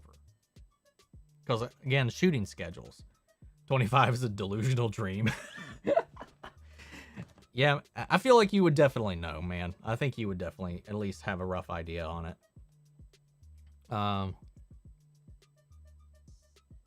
18, I think, is safer.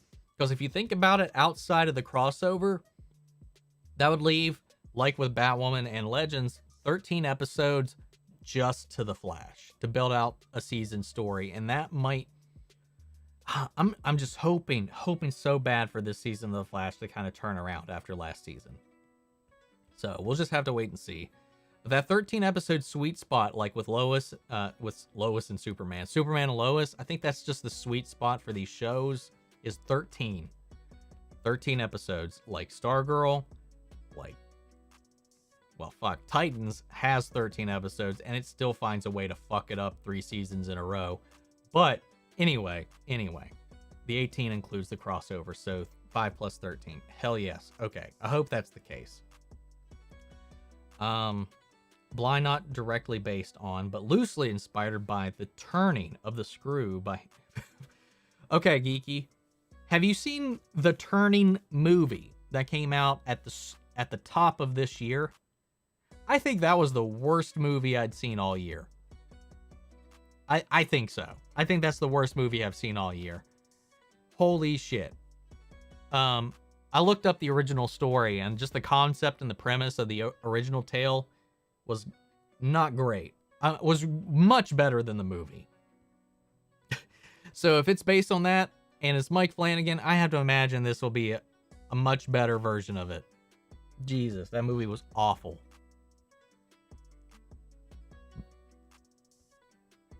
Robert Pattinson, Batman versus Charlie Cox, Daredevil. Who wins? Don't know. We haven't seen the Batman. Don't know yet. Just based on what we've seen so far, hand to hand, I'd probably go with Charlie Cox, but I don't think we've seen enough. He's also more experienced than this Batman. He's only in his year 2. So it's not like we're fighting in-game Batman or anything like that. So I think Charlie Cox's Daredevil could probably win just from what we've seen so far. You know, he's sloppy. He's not perfection yet. So we'll just have to wait and see. That could change. When we actually see the movie, it could definitely change. Did you hear rumors that we might actually have a Darth Maul animated series that takes place before Solo and might set up an Old Republic movie? And that we might get an Old Republic movie. I just heard about the Old Republic movie today.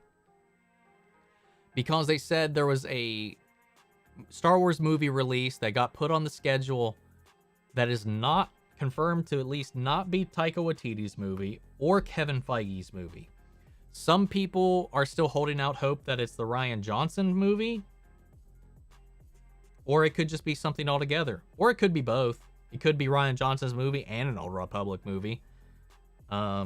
Which would be interesting. But I don't know. I've been holding out hope that they'll touch on the Old Republic for a long time. And I hope that this remake of KOTOR is just another sign that more Old Republic content's going to be coming. But I did hear about the Darth Maul animated series, and I'm all for that if they get onto it. A lot of how I view the world and how I treat people comes from comics. Odd how so many modern superhero fans act like supervillains. I agree, man. Star Wars and superheroes are probably the two things that I would attribute a lot of my worldview to. How I treat people, how I act, how I... my optimism, my hope for humanity, the little bit of light that I cling on to, man, it all comes from, and my moral compass, I would say, comes from comics, a lot of it. I agree. It just feels like people saw what they wanted to see in the comics, but ignored so much of what they were really about. Like, if you're an X-Men fan and you're bitching about diversity or people that aren't like you, were you really an X-Men fan? That's all I gotta say, man. I don't know. That's just an example, but yeah. Journals was lit. The best MCU movie from a filmmaking perspective, without a doubt. Yeah, I definitely agree with that. As from a filmmaking perspective, I think it definitely beats all the films. It's definitely the most beautiful, well shot, put together things all together in the MCU to date. I'm still excited to watch The Eternals despite mixed reviews. I'm sweating over all the spoilers everywhere. I need to watch it ASAP before the internet ruins it for me. I'm doing my best to protect you here, Dinah, to talk about it without any spoilers, so you should be safe here. If anybody spouts anything in the chat, I'm keeping an eye out. So, I got you covered, hopefully. Let's see. But once you see it, I would love to know what you think, Dinah.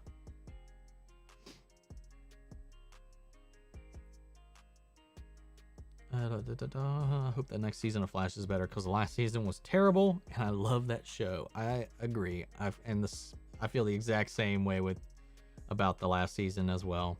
I really hope that we get to see Cad Bane, Kira, Bost, Mando, Cobb Vanth, and the return of Mace Windu in the Book of Boba Fett. That's a lot to ask for. It's a lot to ask for, considering the War of the Bounty Hunters, which I just started to read up on because some people suggested it as context for what's going on right now in the show for Book of Boba Fett. Kira resurfaces, and that's during the original trilogy. I would have to imagine, and she's still alive. Will we see Kira in Book of Boba Fett? That'd be cool. Will we see Omega in Book of Boba Fett? Boba Fett's back on the scene. We just found out he's got a sister out there. Are we going to see Omega in live action? I hope so. They might hold off on that though, because we don't know. They obviously confirmed a season 2 of Bad Batch, so a lot of what happens with them is still ongoing, and I don't know if they're going to want to give themselves an endpoint to close off their creativity. But still, I want Boba Fett to meet his sister. But yeah, I want to see Cad Bane and him for sure. I think that's the thing I want the most, is Cad Bane in Book of Boba Fett. Mace Windu, I think, might be a little bit of a stretch, but here's to, we'll cross our fingers that, man. I know we've been talking about that for a long time. I hope they won't have another Crisis on Earth for the movies, because if another Antimatter destroys the multiverse, then I'm afraid that's it for Earth 89. It will disappear for good, and no Oliver. Yeah, I don't know. I've seen people talk about, now that The Flash is happening, of them possibly setting up a film-level Crisis on Infinite Earths, even though the TV shows already involved the films in their Crisis. I don't know. I think it'd be weird. It's sort of hard to talk about how to write diversity right, honestly. Sometimes I just call it badly written diversity or progressiveness. CW bullshit, because they often do it badly. Yeah, CW's really bad about it. Really bad about how they handle... Because every time the CW does it, it's in a way that just feels so corporate, you know? Whether you like it or you're not, like, it just feels corporate. Like, it feels like a chess move more than being natural, if that makes any sense. Papa did say, what's up? Have a beautiful weekend. Thank you, Lawrence. I hope you do too. What's up, Ravi? Robert Pattinson's Batman versus Michael Keaton's Batman. It's youth versus experience. I say Keaton Batman will mop the floor with Pattinson Batman. I don't know, man. I've never seen Keaton's Batman have a good fight. I think every single Batman could wipe the floor with any of the Tim Burton Batmans in a hand-to-hand fight. They are at the bottom tier when it comes to hand-to-hand combat, in my opinion.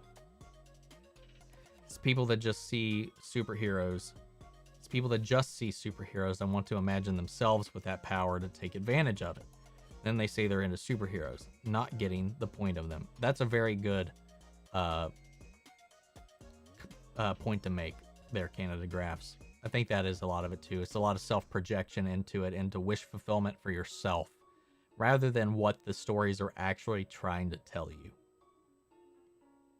I saw Eternals. I liked it, but I wanted to really enjoy it, love it, but I didn't. Fair enough. Fair enough. I can definitely understand how people feel that way about the movie.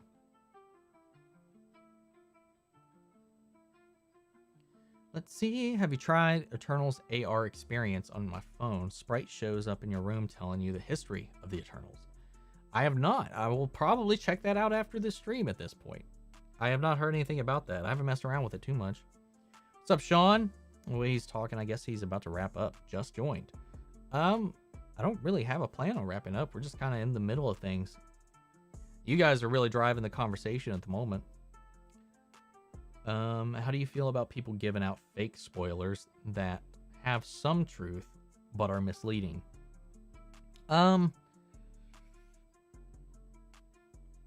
don't know, man. Like, the whole rumor mill and fake spoilers and stuff, it's just clout chasing, and in a way, it's just setting expectations higher. Or right now, expectations is the enemy of the fandom at the moment. I think our expectations as a fandom is one of the reasons a lot of people got really upset with how WandaVision came out, how Loki ended. A lot of people were upset with it, and I think it all comes down to expectations, and that surrounds the rumor mills, the theorizing that gets a little out of hand. While I indulge in it, I have not ever been disappointed with the turnout of anything, except for one thing. I got a little upset about how they handled the Pietro thing, because that felt like a personal attack rather than a playful jab or whatever. But anyway, that's just me. But as far as like Mephisto not popping up, or if Toby and Andrew pop up, yeah, I would love to see that, but it's not going to weigh on my enjoyment of the film if they don't. And right now, there's a lot of people that are like, if it doesn't come out, if they're not in the film's just awful. There's a lot of expectations, the enemy, and a lot of these fake rumors, whether they're misleading or meant to distract from maybe something that came out that is true, again, it's meddling with expectations in a lot of ways. It's just going to create, I don't know. I think after Endgame, we're at this point where I feel like a lot of people are just going to be disappointed about damn near anything, because the expectations are just so high at the moment. Good night, Michael. You're a beautiful man. Thank you, SJ. Have a good night. You think we will be seeing the Court of Owls or get teased that in the Batman? I think because Matt Reeves, his favorite Batman storyline is the Court of Owls. If not in this movie, maybe we'll get a tease of them if they're not actually in this film, because I got some hints that maybe they'll be in the film. But I definitely feel like he will explore them at some point. So I think the Court of Owls will be around the corner, probably. Thank you, Omni. I appreciate it. I'll definitely know what I thought of Eternals when I see it. Awesome. Can't wait to hear what you thought. I had to do some digging since Grand Theft Auto Collection is coming out. The 11th, I found it's only going to be digital download, but it will come out a physical copy on December 7th. Thank God. Yeah, I don't like when they separate the releases like that. I think Supergirl did a really bad job with Kelly as Guardian storyline. From the terrible antagonist to the weak direction. I agree with that. I like what they were trying to do and some elements of it. But yeah, it was very, very sloppy. Only people who see Eternals will get this. But for example, if someone were to say, MODOK shows up at the end of Eternals, that would clearly be misleading, but also partially true at the same time. Okay, I see what I get what you're saying. And that's a way that I think once you see it, you'll be like, oh, that's what you meant. But there's going to be a lot of people that'll get really pissed off if that's not 100% what happens, you know? Do I like Esme and Supergirl? I think she's adorable. I think she's adorable too. I mean, I don't have a problem with Esme. Not at all. Love the lighting in the background. It's colorful. Well, thank you. Do you think we could see Ravonna show up in Ant-Man and Wasp? Quantumania, since Kang will have a role in the film? I think it's very likely Ravonna might show up in that. I think anytime we see Kang, I think there's a strong chance we might see Ravonna. I went through that so much during Crisis on the Infinite. Kept telling people, if you do not know the source to have a solid track record before their scoop, don't believe it. You can be curious about if it could or might happen, even hope for it, but unless it comes from a place you know that has a history of always being or almost being always right, ignore it. And that's what I've learned too. I always check where it came from, who it came from, and all that before I get too hyped up into it. And some people will just see a Facebook article from fucking shit. Not Heroic Hollywood. Who's the fuck? I mean, Heroic Hollywood's not a good one either.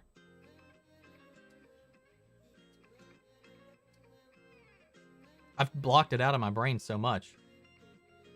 I can't even think of it anymore. We got this covered. Yes!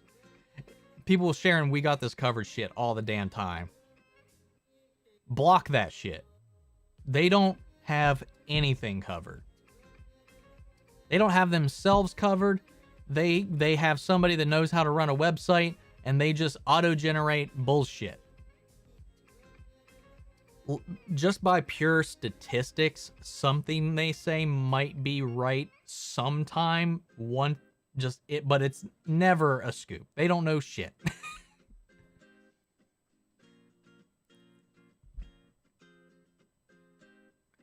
Candagraphs. Sincerely don't know how that site has made themselves so relevant. I think it's got to be Facebook, dude. I think it's Facebook, man. Because I see so many people like on Facebook sharing that shit all the time. You're like, holy shit!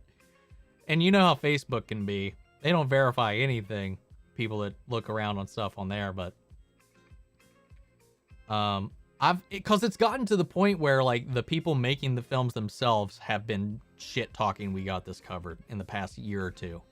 James Gunn will just be like, fuck off, this ain't real, anytime they post something about one of his movies now. I was most disappointed in No Time to Die this year. I didn't care for the ending, and waiting 2 years for this movie didn't help. Definitely waiting 2 years for the movie, I could see that not helping. I like what they did with it. I like how they ended it. I think it fit with their version of Bond, but I can definitely understand. And I knew when I did my review, I was like, the ending of this movie is going to be divisive. But again, it sets in line an idea, because there's always, I don't know, I don't want to go down that rabbit hole, but like it also sets in stone, at least for me, until they say otherwise, you know, my thoughts on all of the different Bonds. But that's a whole rabbit hole we can get into. Love that you mentioned the X-Men comics. Learn big life lessons from those. Even the movies like X2, Nightcrawler asks Mystique, why not look like everyone else? She says, because we shouldn't have to. Exactly. I think Matt Reeves' Batman will set up the Court of Owls, but it's too soon for that. I think it seeds, if they plan to do a trilogy, have seeds of it and build up to it for a third movie. I think that would probably be the best way to go with it. Oh, forgot about, I heard that the Sisterhood of Dada actors either did a live stream on Instagram yesterday or today. That would have been interesting. MODOK will be played by Jim Carrey in the MCU. I wanted Jim Carrey to be in the MCU in person. He's a legendary actor. I mean, where did you hear that? That's not official news.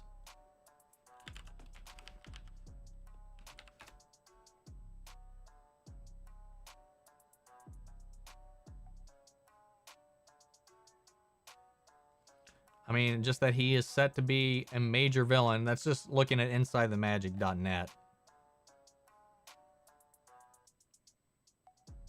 And people are just going to be... It's just rumors, man. Just rumors. Daniel, you treat rumors like gospel, and you're going to disappoint yourself every time if you keep doing that. I really hope that we hear classic themes in Green Goblin, Doc Ock, and Spider-Man No Way Home, same as Toby theme, Andrew's theme from The Amazing Spider-Man. We also need Hans Zimmer Electro theme. We'll see. We got this cover. We'll say that Batman will show up in the next Spider-Man movie, and people will believe it. Yeah. The reason I ask is because a friend of mine got spoiled on what the Variety person leaked about Eternals. So I told him MODOK shows up at the end of Eternals, and he was glad I misled him without spoiling it. I'm curious what got leaked, because I had heard somebody at Variety or one of the other major trades had leaked some information, but I managed to avoid it. I had no idea what they leaked.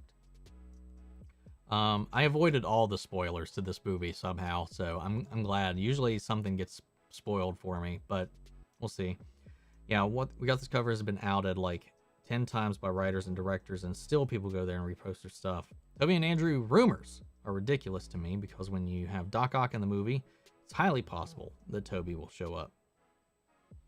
I feel like a lot of people saying that they have scoops are just making guesses and not actually scoops. It's just like getting clicks and views and all that stuff right now. It's just the game of the trade, man. People don't really care about integrity as long as they're making their buck off of it. Jim Carrey MODOK thing was one of the things we got this covered. I absolutely hate MODOK. I kind of don't want him to show up in the MCU. I'm not a fan of MODOK either. So happy that Disney got the full rights to Hulk from Universal lock, stock, and barrel, so now they can do a Hulk movie. Sadly, Sony owns the rights to Spider-Man, so they can walk away from Marvel. They do. Bye-bye Spider-Man in the MCU. I don't think it's going to be bye-bye for Spider-Man in the MCU. I think he'll visit. I think he'll be like, you know, a family member who comes to visit every now and then, because Kevin Feige did say, like, he's the only character in the MCU or in the Marvel universe that can cross between worlds. And whatever. So I feel like even if he does leave the MCU, I think it'll be open with the relationship with Sony, because recently Kevin Feige said, don't expect another breakup like we had with Sony a few years ago over Spider-Man. He said they've mended that bridge, and he sees their relationship only being stronger now and stronger moving forward. So I feel like there's an open relationship happening there, that they're going to be more cooperative with. So I don't know. We'll see. And when did Disney get the full rights to Hulk? Because that's still Universal. Disney, by the last time I checked. Writer from Variety, and then Deadline reported on it. Ugh. Yeah, okay. That's and then things snowball when something happens like that, crashing. Yeah, things snowball out of control. Once something comes out, it's just like, oh, let's repost the shit out of that and get our clicks.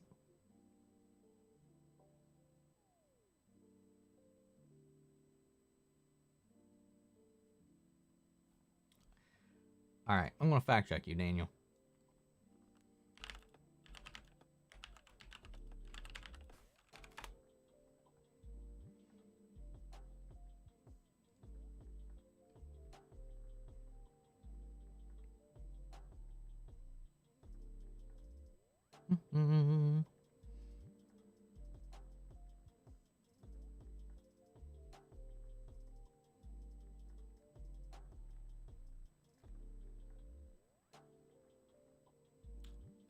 Well, as of 2021, they still do not.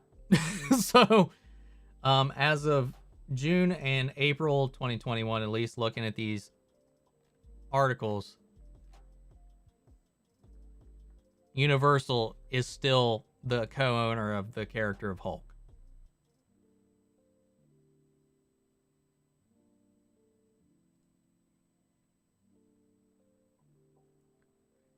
Showbiz Cheat Sheets says Marvel finally owns the right to the Hulk back in 2020, but they're crediting some dude on Twitter as their source. But as of 2021, from Inverse and Digital Spy, Universal still owns the rights to the Hulk.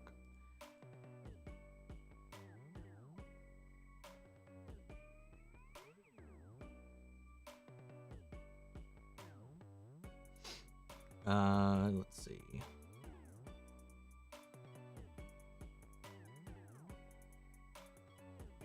Yeah, Marvel can make a Hulk movie, but Universal can decide to put it on what they want.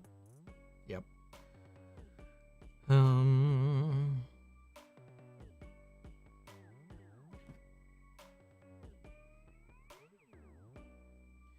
Which the problem there goes, like, even if Marvel makes a Hulk movie, Universal can decide to not have it go to theaters and just put it on Paramount Plus if they wanted to.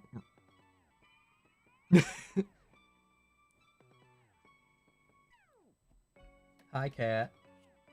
No, not right now. Black Panther 2 has halted production because Letitia got injured. Injured, or did she get COVID? COVID would be, that would be some irony, to be honest, but I don't wish that on anybody, but I mean, she's against the vaccination, so let the cat stream. With Marvel having mentioned Batman and Superman in the MCU, can we finally get some good DC movies in the MCU? That's funny. Cat didn't get to eat my bread, so she left. No. Well, now she's just pouting in the corner. New rumor I heard was Letitia Wright has requested to only be Black Panther for one movie. Can actors request things like that, especially someone relatively new? I don't believe she's got the pull to do so, so I don't know. I'm glad the Eternals premiere didn't spoil the movie. That's good. What's up, Queen Wilson? First time seeing me live? Well, I'm glad you can make it. Yeah, I was like, I mean, DC's referenced the Marvel characters many times. So, like, it doesn't feel weird to me for them to have them brought up. But maybe there's a good... So are you saying, like, in the MCU, maybe they have a good DCEU continuity that unfortunately we'll never see? Remember Natalie Portman showed up to the Endgame premiere, and I was like, Jane's in it! Oh, right. Okay, so that's what you're talking about. By seeing, like, all the people that showed up to the premiere. I gotcha. I didn't watch it. I didn't pay attention to it, so I usually don't pay attention to those. So I haven't had any of those spoil me yet. Jerry Bruckheimer will get Johnny Depp back as Captain Sparrow. I mean, I doubt it. 100%. I'm 100% confident Disney will not have Johnny Depp in any of their films moving forward. Superman Lois, January 11th. Yeah, talked about that earlier, actually. Same day as the Naomi premiere, which we'll be checking out. Do you think Marvel Disney will ever get the rights back to Spider-Man or Hulk? They got the money. They do have the money, but maybe. Who knows? Sony's has a ridiculous asking price for Spider-Man, though, so we'll see. What role do you think Eddie will play in the Flash season? I hope he is in more than just one episode. According to him and what we know so far, it's just one episode, but I would like to have him in more than that, and I really would like to have him as Blue Cobalt, or Cobalt Blue. But we'll see. Will the Pirates of the Caribbean franchise survive without Johnny? Don't know. They wanted to do that spinoff with Margot Robbie in Pirates 6, or whatever they were going to do with Margot Robbie as the lead or whatever. So, and that's now in development hell. They talked about rebooting the franchise altogether. Right now, the Pirates of the Caribbean franchise is at like pretty much a standstill. Eddie Thawne is back? Really? Yep. Eddie Thawne is coming back this season. Johnny Depp deserves so much more, honestly. I mean, let's be real. I mean, both of them in that relationship were pretty shitty to each other. One more so than the other, I would say. But the fact that they both aired their dirty laundry on the to the public, probably not the best move for either of them, except only one of them seems to be blacklisted from Hollywood at this point. And it's Johnny. So I feel like that's unfair. Like, if Amber Heard's still getting movies and getting deals and all this stuff, I don't see why Johnny is out of the blue either. I think Disney doesn't need Spider-Man. They made 10 or so successful films without him. Yeah, Disney doesn't need Spider-Man, but they want Spider-Man, is the thing. How'd you feel about Bishop being one of the main villains going forward in Legends, kind of like Thawne? As like an ongoing villain or adversary with the Legends, I'd be fine with that. Honestly, I really like Bishop. I like his personality, I like his charisma, I like his pathos. So, I don't know. He's an interesting character, and I think he's an interesting balance for the type of characters that the Legends are today. So, I'm all for it. I don't know how it's going to fit into the storyline with him having a version of Gideon while a version of Gideon's out there somewhere else from different points in time. How the fact that he has yet to actually release the Avas has not affected the timeline yet. There's a lot of questions about that. A lot of questions about that. Let me guess, the wormhole that sucked up Eddie in season 1 finale protected him from Crisis, and now he's back. He didn't get sucked into a wormhole in season 1. I mean, did he? I don't think he did. He died. He killed himself.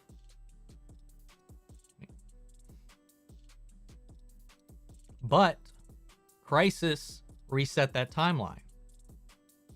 So Eddie, for all we know, could be alive in this universe. We don't know.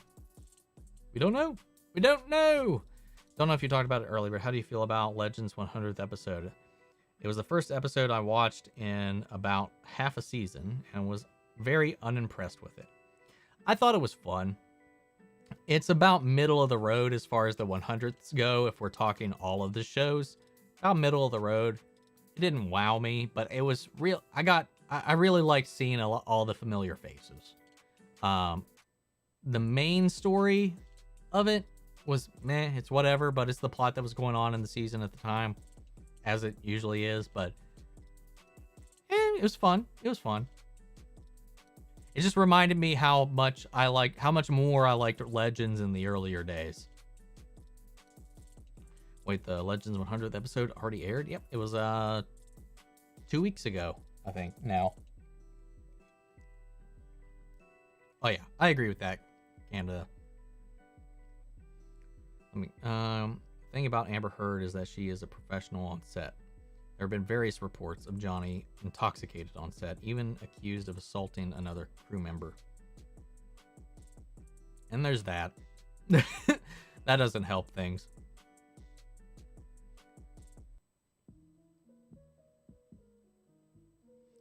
But that's not really the problem at hand, because a lot of that stuff was he only started getting blacklisted after the court thing went into play. So I don't know. Plenty of actors and stuff do that kind of stuff. Not that that's okay, but that doesn't seem blacklist worthy to me, depending on the escalation or level of it.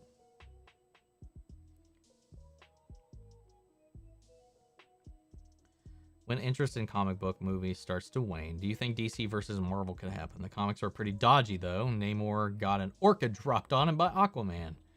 I doubt it. I think as far as the live action films and all that go, it's definitely going to be separate. I don't think we'll ever see Warner Brothers and Disney do a crossover in the films. The biggest mistake the CW made was not bringing back Manu Bennett back for Arrow. Again, that's not the CW's fault. By my understanding was there was a mandate block from Warner Brothers regarding Deathstroke. That was my understanding. Again, coming back to Warner Brothers kind of being the biggest obstacle for the CW shows. Level of Legends Season 7 kind of went back to Season 1, 2 vibes. And that's kind of how I've been feeling about it. Them being trapped in one time period at the moment also kind of helps this show be a little more consistent. And I kind of like how they're handling that right now. We're only 4 episodes in, so could easily change, but we'll just have to wait and see. Hope Eddie plays Cobalt Blue. He can be a villain that will actually test both Barry and Iris that isn't Reverse Flash. I hope so too, but for some reason I doubt he's going to have a large presence in the season. You should do a reaction to the deleted scenes from Crisis on Earth X when Reverse Flash meets Harrison Wells. I'm not going to bother with that. I've seen the scene, but so doing a reaction to it wouldn't really do much. Hope we see Callista Flockhart return as Cat Grant in the finale of Supergirl. Probably not going to happen, but I would love it. I think that would make sense. It would make sense for Cat Grant to be in the finale, but if she's not, I also won't be all that hurt. Cat Grant, I thought, was a grating character most of the time for me. What is your opinion on Jeff Johns? He wrote great Stargirl finale, but he seems like a douche. I think I have to separate art from the creator, as he wrote some great comics. I mean, he's also had a lot of really bad accusations thrown his way during all of the DCEU stuff with Ray Fisher and all that jazz. So he's got some pretty heavy implications and allegations thrown his way. As far as his work, it's mixed. I think he does some decent storylines here and there. I mean, honestly, he's a big name when it comes to comics in general. Some people love his stuff, some people don't. As far as Stargirl goes, I think he's doing a really good job handling it. It's his character. He created the character. The character is based on his sister, so I really don't feel like there's anyone better suited to handle that than him. So it is what it is. Sorry about 1 minute behind on the chat. We asked with Manu. That was the WB telling them that Deathstroke was not allowed because of that dumb movie appearance he had. And nope, Cat won't be there. Fair enough. Wow, Cat was my favorite character on Supergirl. Oh. Opinions, man. We got them. I'm so conflicted. If I should continue start Supergirl, I stopped watching after Kelly suited up. But the finale promo looks pretty good. I don't think any of the episodes after that will wow you really, but they've been okay. They've been more Power Rangers-y in these last couple episodes than I think they have been in a really long time. Nixley's enjoyable. Other than that, I'm kind of just ready for it to be over, to be honest. I'm ready for the finale. Yeah, Cat was my favorite Supergirl character too. I did not like Cat at all. I think Nixley is a better character with Lex. Yeah, I think her and with Lex is also a lot stronger than her by herself. We were talking about corporate feeling and disingenuous storytelling. That was season 1 and season 2 of Supergirl for me. We're talking about like a lot of the stuff the CW has kind of really been getting harped on for a long time. Supergirl season 1 and 2 are the prime examples of a lot of that, and a lot of it centers around Cat Grant, to be honest. But yeah, don't hate me, but I'm kind of ready for all the Arrowverse shows to be over now. Even Superman and Lois.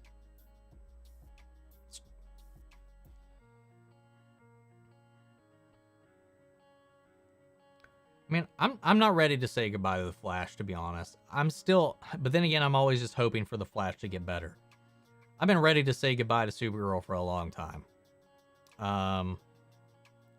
Legends, I would not be upset if Legends gets canceled. Or ends, for that matter. Because so far, none of them have been canceled. But they've ended.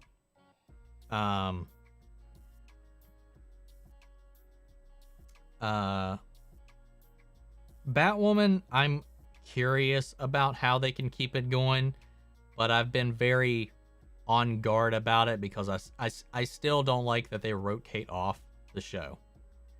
And I'll stand by that. I still don't like that we took this away from the Canes. But it is what it is, and I don't mind what it's doing. I think it's doing some fun stuff with this season. Season 2 is pretty good. Had some definite dips in the middle of the season, but so far this season's a lot stronger. But I just want the Flash to get better, because I still love watching it when it's firing. I think it's still fun.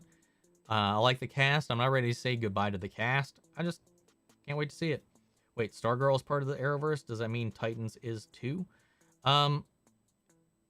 Technically, the Titans is in the multiverse.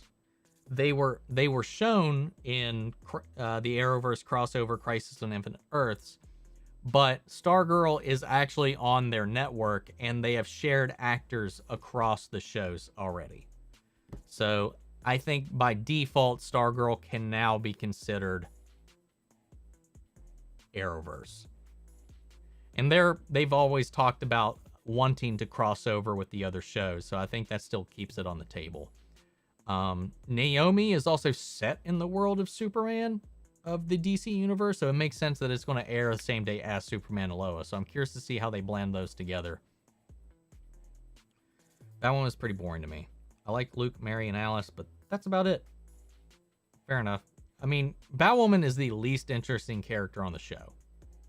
Uh, Luke is my favorite character in the show. Alice is my second favorite character in the show.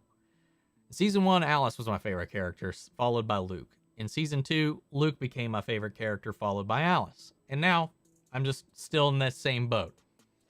Ryan's an alright character. I still had more of an attachment to Kate, personally, because that's the person we started the show with. And she still has more ties to all the characters in the show. There's still, it feels like they're still trying to ground Ryan in the world itself.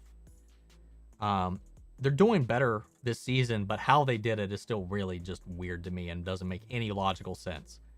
Like, I don't know why Ryan is the CEO of Wayne Enterprises. It should have been Luke. Luke should have been put in charge of that. I don't know why the hell Kate left it to Ryan and not Luke. That doesn't make any sense.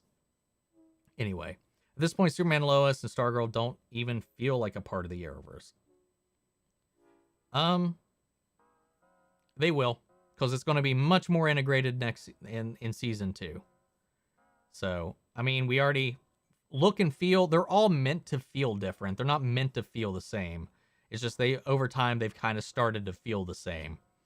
Because when Flash and Arrow started, when Flash started while Arrow was still ongoing, they felt like completely separate shows to me. But they still hung out and they played. Legends, completely different show. They still hung out and played. Over time, they all started to meld together because I just feel like they all started to just kind of like slide.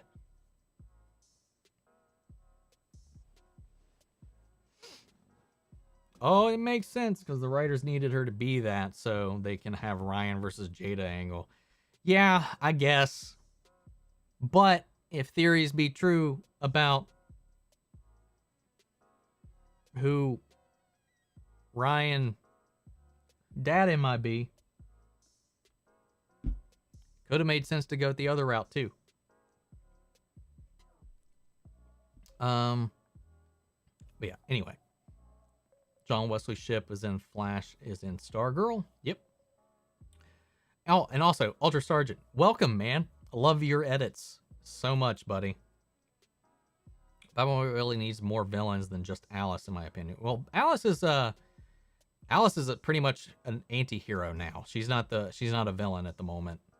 I mean, she still has her villain tendencies, but she's on the route to becoming like an anti-hero. She's not the villain in this season or a villain in this season, so, and was already going down that path in season 2. So I think we're finally at that point, because now we're just getting remixes of classic Batman villains, and Poison Ivy is poised to be the big, Poison Ivy is poised to be the big bad of this season, I think. Oh, wow. Okay. So I guess like Titans, Stargirl, Superman, Lois, but I'm fine if all the other ever shows end. I really used to like Supergirl, The Flash. They kind of went downhill. Yeah, I can definitely feel that. The Flash is definitely not the same as it has been. I still enjoy watching it, even if last season was very not great at all. Supergirl has been my least favorite DC show for a long time until Titans came along. Titans is still my least favorite DC show, hands down, personally, with Supergirl right above it. Actually, I would say they're tied after season 3 of Titans, because I thought season 3 of Titans was actually okay. You think we'd have more of Jade and Stargirl season 2? I think that's we should have seen more of Jade in season 2. I misread that. I feel like maybe she should have been in season 3. I feel like they needed her for the storyline, but she was really just a device that they needed in this to help them with Eclipso. But I think we'll get some more meat for her in season 3 when we tackle Helix and her brother. That could be one of the reasons they wanted to change the name to CWverse as opposed to Arrowverse, because technically everything is in the Arrowverse and vice versa. True, the Arrowverse is just a corner of the DC multiverse. They've established that. It is just a section of it. It's just a label for a small pocket that once upon a time existed on one Earth, and now it's across multiple Earths, and now it's really just DC. As far as calling it the CW verse, I still feel like that doesn't accurately represent it either. That feels like they just want to like get away from the Arrow legacy and maybe the negativity that comes with the name Arrowverse. But just calling it the DC multiverse is all they need to call it. I mean, even internally, they always called it the Berlantiverse anyway. Is Stargirl any good? Hell yes. It's really good. Always get excited by the trailers, but every time I try to start the show, I start daydreaming from boredom. I think it's good. I think it's really good. Season 1 particularly, I think Season 2 is very different from Season 1, but still got a lot of its own strengths. I don't get why they recast Cat Grant for the final season of Supergirl. You mean when they went back in time and saw a younger version of Cat Grant? That's the only time we've seen Cat Grant, was in a flashback when she was at the start of her career. I mean, she was willing to let a little girl die, so I will still call her a villain still. Fair enough. Yeah, that was like a big old backtrack that I wasn't all that happy about. That little moment in episode 3, not a fan of it. Wait, no, episode 2. That was episode 2. I was not a fan of that moment. I was like, God damn it, Alice, you were doing so good, and then that moment, damn it, stop it. Maybe Crisis split Superman and Lois from the rest of the ECW, except it didn't, because Diggle was on Superman and Lois, and there will be more crossovers in season 2. Not crossovers, but there will be more characters from the previous CW shows on that. So we'll see. Thank you, Omni. I've been enjoying your videos for a long time. Just realized today that I didn't follow you on Twitter. It's all good, man. Dude, I followed you since your Crisis trailer, like the epic Crisis trailer that you guys put out. That was so good, man. But I appreciate that, dude. I'm glad. I didn't know you've been following around, so I'm glad you made it to a live stream, man. Afraid to watch Batwoman Season 3 if they ruin Poison Ivy. Yeah, I'm holding out. I'm crossing my fingers they don't fuck it up. I think with John showing up, it kind of confirmed their connection to the Arrowverse. Did they ever show Superman on the Flash Earth 9 Titans Earth? No, they have not shown him yet on Titans. We know Superman's there, though. We know Superman exists, but we haven't seen him. What's the worst Arrowverse villain? For me, it's gotta be Godspeed. Worst Arrowverse villain. There's so many good contenders for worst villain. Honestly, Malice was not a fan of in Legends. Malice, whatever. Malice and... I'd say Malice is probably my least favorite villain across all the other shows. Close second being Cicada. And Cicada started off so strong and just went downhill so fast. You should make a tier for DC shows. I think I have. I think I made one at one point and saved it, but I don't know if I still have it.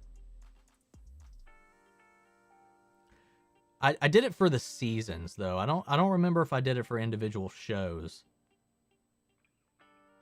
Because that would be much easier to show. Because I'm pretty sure that I did like a tier list of where I ranked all the seasons. But it was just the Arrowverse. It wasn't DC overall. So I need to do like a DC overall. Because I hate season 1 of Titans. I do not like it at all. At the very least, most DC shows, I at very least think it's okay. It's whatever. But Titan season 1, I hate it. I hate it. I can't watch it. It's disgusting.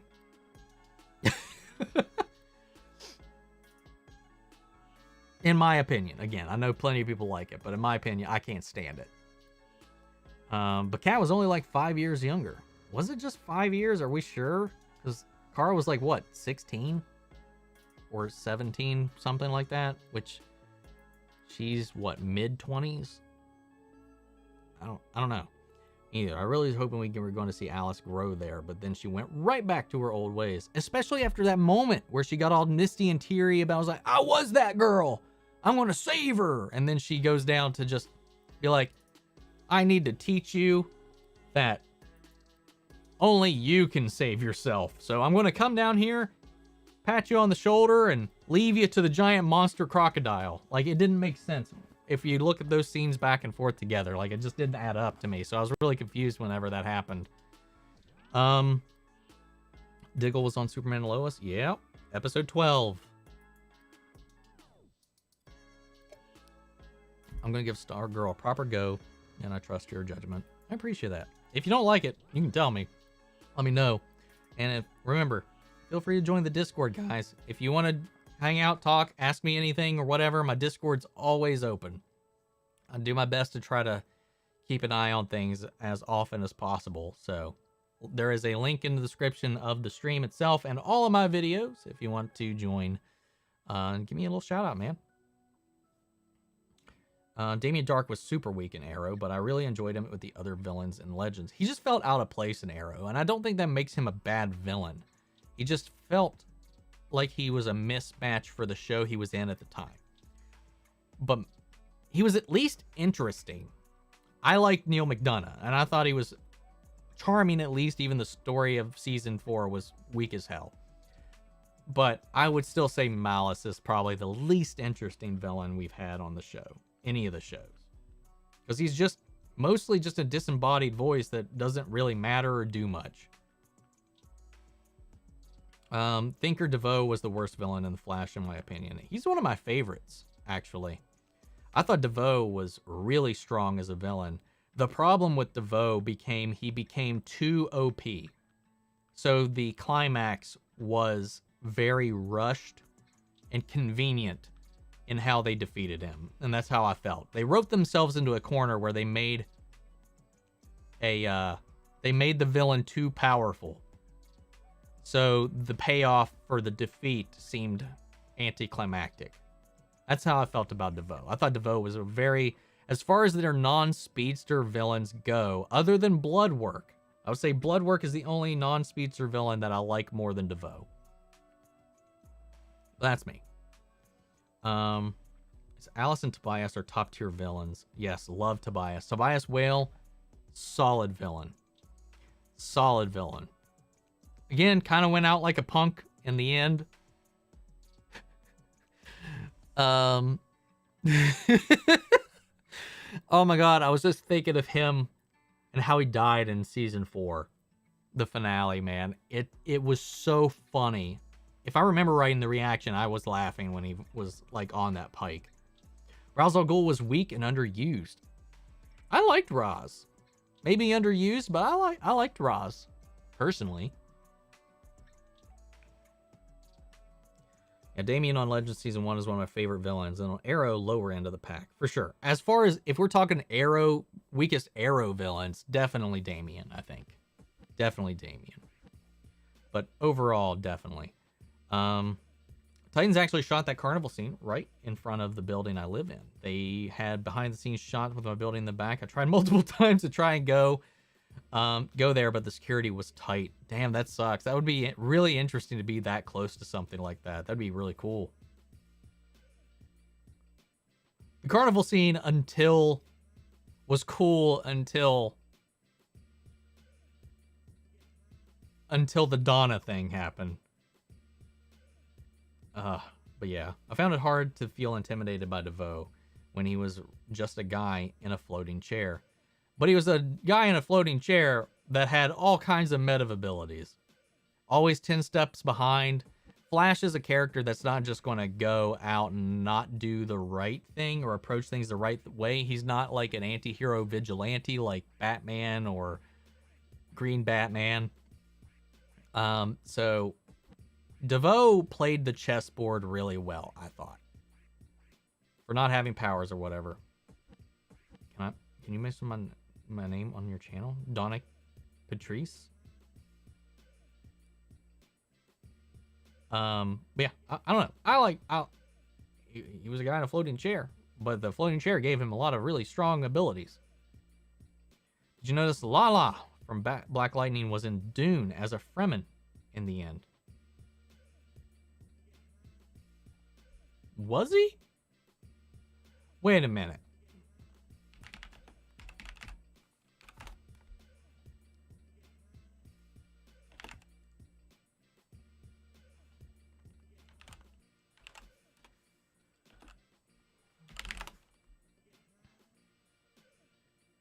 Is he?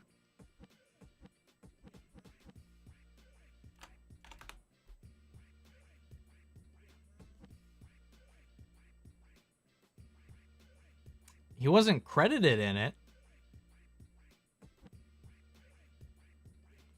If he was maybe non-credited, I definitely didn't notice. Something that I did notice here recently was in the Batman trailer. One of the painted faced people is Tim Drake from Titans season 3. In the Batman trailer, you can see him like looking all scared as his buddy just got tased in the throat. I really liked Devoe as a villain, but you're right, in the ending it was very anticlimactic. All right, I gotta wrap it up. Had headphones on for a while, and my head is recovering from getting teeth pulled this week. Can't hear them for very long periods. See you around. Take care, man. Thanks, man, for stopping in. Always love getting the inside scoop whenever we can, buddy. Take it easy. Take care of yourself. Getting your teeth pulled, getting any kind of teeth work like that is rough. So definitely take it easy and get some rest, man. You know, I think Oliver's sister may have been my least favorite Arrow villain. I liked her at first, though her ending was weak. Shit, what was her name? Was it Emily? What was her name?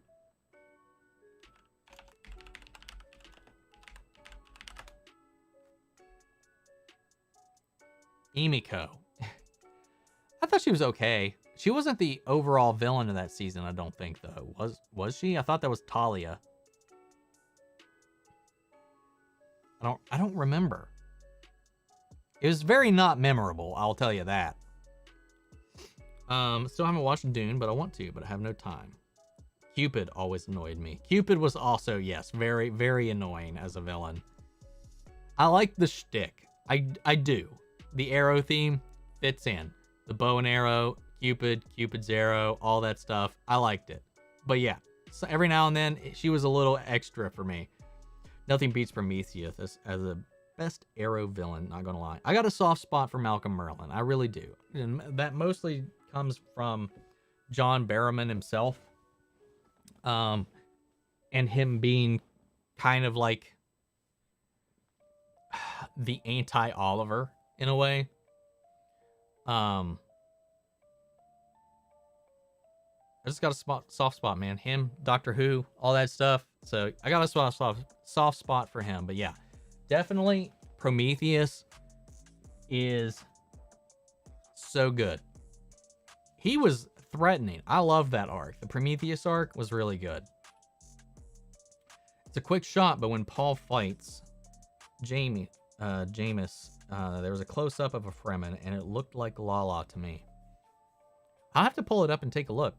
Assuming Dune hasn't left HBO Max yet, but we'll have to see. But it was interesting seeing. I always forget how to say his name. Hold on, Tim.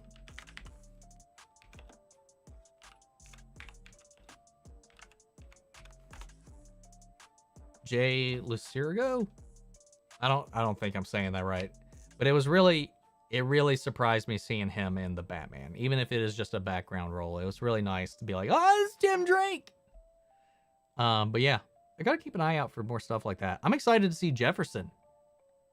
I think one of my favorite things that I'm looking forward to the most out of this crossover event on The Flash is just seeing Jefferson and Barry hang out again, because that was one of my favorite moments from Crisis on Infinite Earths was those two getting together and hanging out. It was a lot of fun. I like those two characters a lot. I like Jefferson a lot as a character.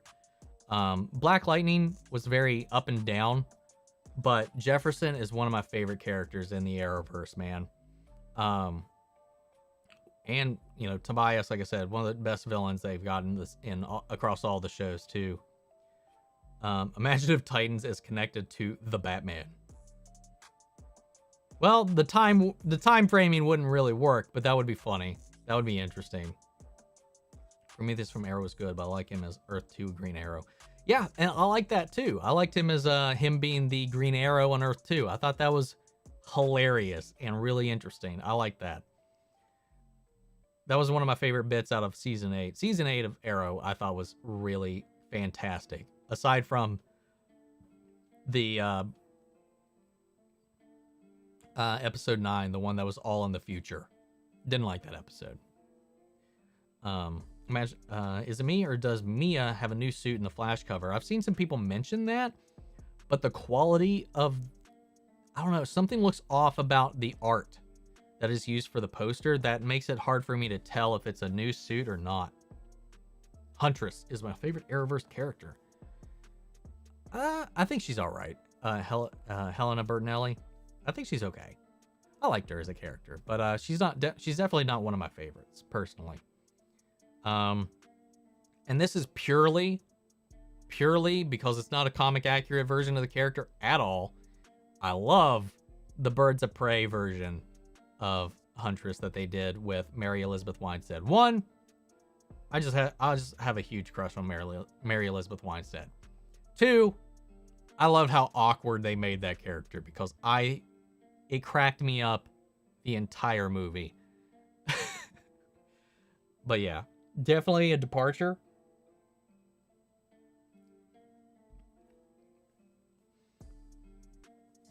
And I guess the thing about the Arrowverse now is like you can't really just call it the Arrowverse either, unless you're only talking about Earth Prime, because I mean, they've crossed over with Christopher Reeve's Superman, they've crossed over with Michael Keaton's Batman, they've crossed over with Adam West's Batman universe, they've crossed over with the Birds of Prey show, they've crossed over with Smallville, they've crossed over with the animated series, they've crossed over with the New 52.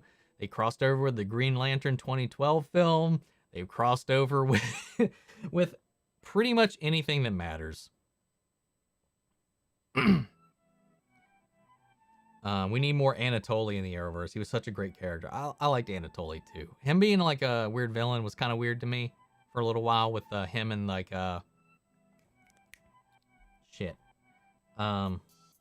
Dragon. What's his name? Why can't I remember his name? I liked him as a villain too, but I can't remember his name right now. It was interesting. I don't know. Read an interview where Melissa said she would be open to playing Supergirl in the future. She did. As long as the story's right and it does the character good and it's fun, she'll come out and do it. Ricardo Diaz. Yes, that one. Time doesn't matter too much. I'm still trying to figure out how Tim was old enough to see Dick's parents die. Yeah. I don't know. They're really weird about the time framings in Titans, man. It's so weird. I thought that too. I was like, how was he there? He should have been like a fetus. And definitely I wouldn't imagine him being old enough to remember it. Not with how old Dick is in the show. He's like, what? Almost 30, if not in his 30s. At this point in Titans, I thought. I don't know. Titans has a really weird timeline. In general.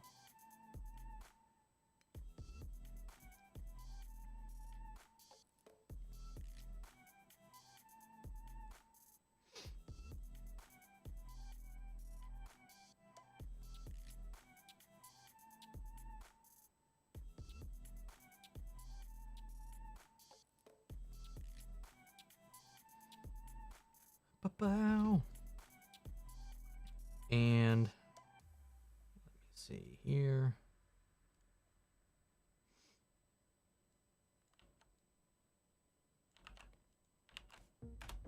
Bam. Most unrealistic thing about Titan season 3 is Tim got on that bus in the final episode with no bags of luggage.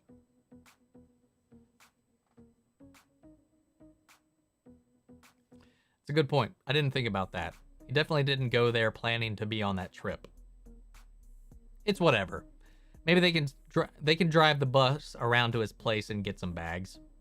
They can go back to his house and get some bags. I'm sure they could do that. I've been watching the Morbius trailer quite a lot, and the universe doesn't make sense at all. Maybe it's better No Way Home will come out first. See, I'm wondering if he exists in a world that is the result of No Way Home, or if he's on his own universe, because there's so many inconsistencies in what we've seen in just the trailer alone. It could be its own extremely unique world that just has these other things that point to things we're familiar with. This could be a universe we haven't seen, that has a Venom, that has a Spider-Man that has killed somebody but wears the Raimi suit, that has the same Bugle thing, that has a Black Cat, that has an Oscorp building. It's just its own universe separate from the others. It could just be them playing with our expectations and knowledge of the other films. Could be. Or it's this amalgam world where all of those universes and all those elements have just combined, condensed into one. We'll have to wait and find out. We will just have to wait and find out. But there's a lot of different variations on it. I like the idea of that being the aftermath of No Way Home, and it makes sense if it really is Adrian Toomes. And it could just be another Adrian Toomes that is still played by Michael Keaton. Again, so many questions about this series, movie, and I can't wait. I can't wait to see what they do with it. I'm really looking forward to actually just watching Morbius, though.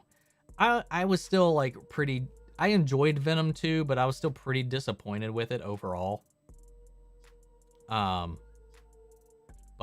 we'll see. We'll see. I loved Erisham in the Eternals.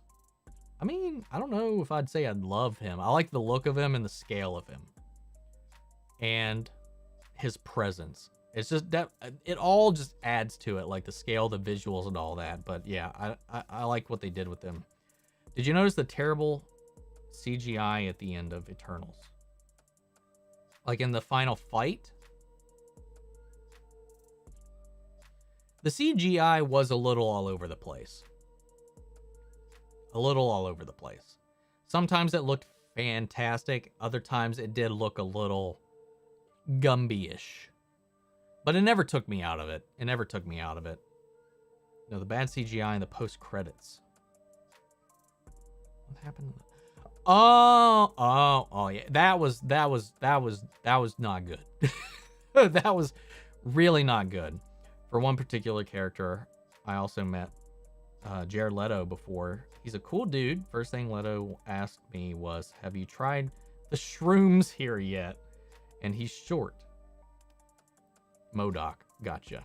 So, okay, I know who you're talking about now. He's short. Is Jared Leto short? How short's Jared Leto? I mean, I'm not tall, so most people are going to be taller than me. Jared Leto height. Yeah, you say he's short, but he's like 4 inches taller than me. Unless Google's wrong. It says he's 5'11" on Google. So if he's 5'8", we're roughly the same height, though. I think Chloe did a great job with her first action film. I think so too. I think she did a good job. If anything, I feel like maybe it could have been a stronger movie had. I just have to assume that the Marvel tie-in stuff and whatever has to be forced into these movies as part of it. If this was allowed to just not reference everything else and not have the Marvel touch added to it, I feel like this could have been a completely mind-blowing film. But I think it's like the Marvel stuff kind of like eases the difference, the transition, if you will. It's a weird way to talk about it without like spoiling things, but yeah, I think you all know what I mean. The action I did think was really good. The action was was really strong.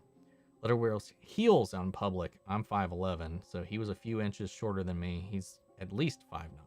It's my favorite Eternals member. Mine was Drug and Gilgamesh. Out of just the Eternals, I would probably go with Drug. Gilgamesh was really good. I really like Don Lee. He was my favorite character in Train to Busan, so I thought he had a really strong presence. But as far as like characters that really interested me and challenged the movie and the other characters, I think Drug was a really interesting character.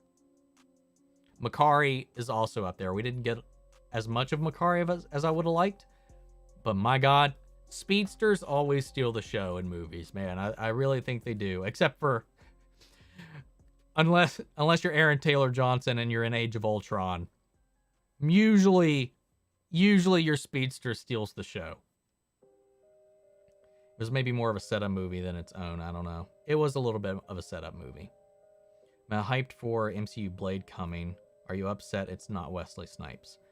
I'm looking forward to it. I'm worried about it being larger than it needs to be because of the Marvel Cinematic Universe involvement.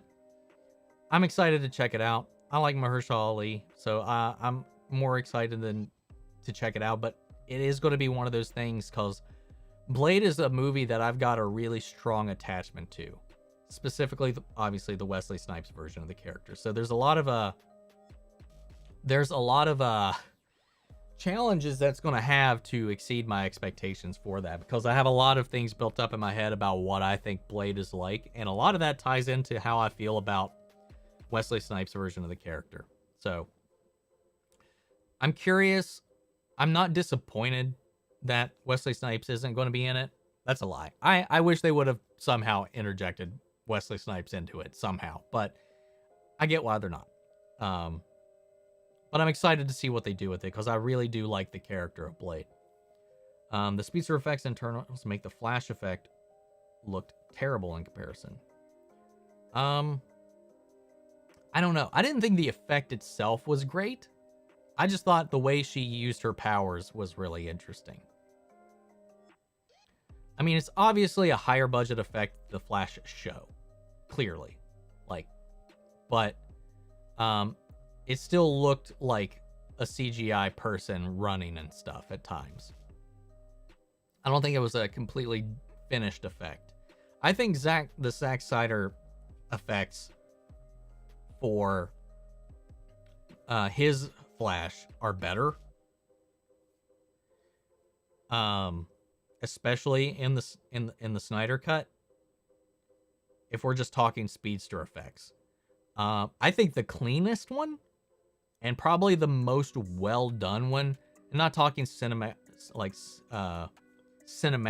or anything like that specifically, but I think Quicksilver, in how they did Quicksilver and represented his speed in Days of Future Past and Apocalypse. Not Apocalypse. What's the other one?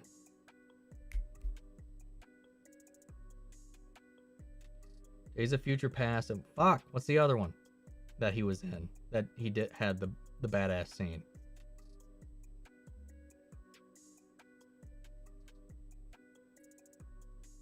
I don't remember. Anyway, you know what I mean. It was Apocalypse, was it? When he saved everybody from the house? When the house blew up?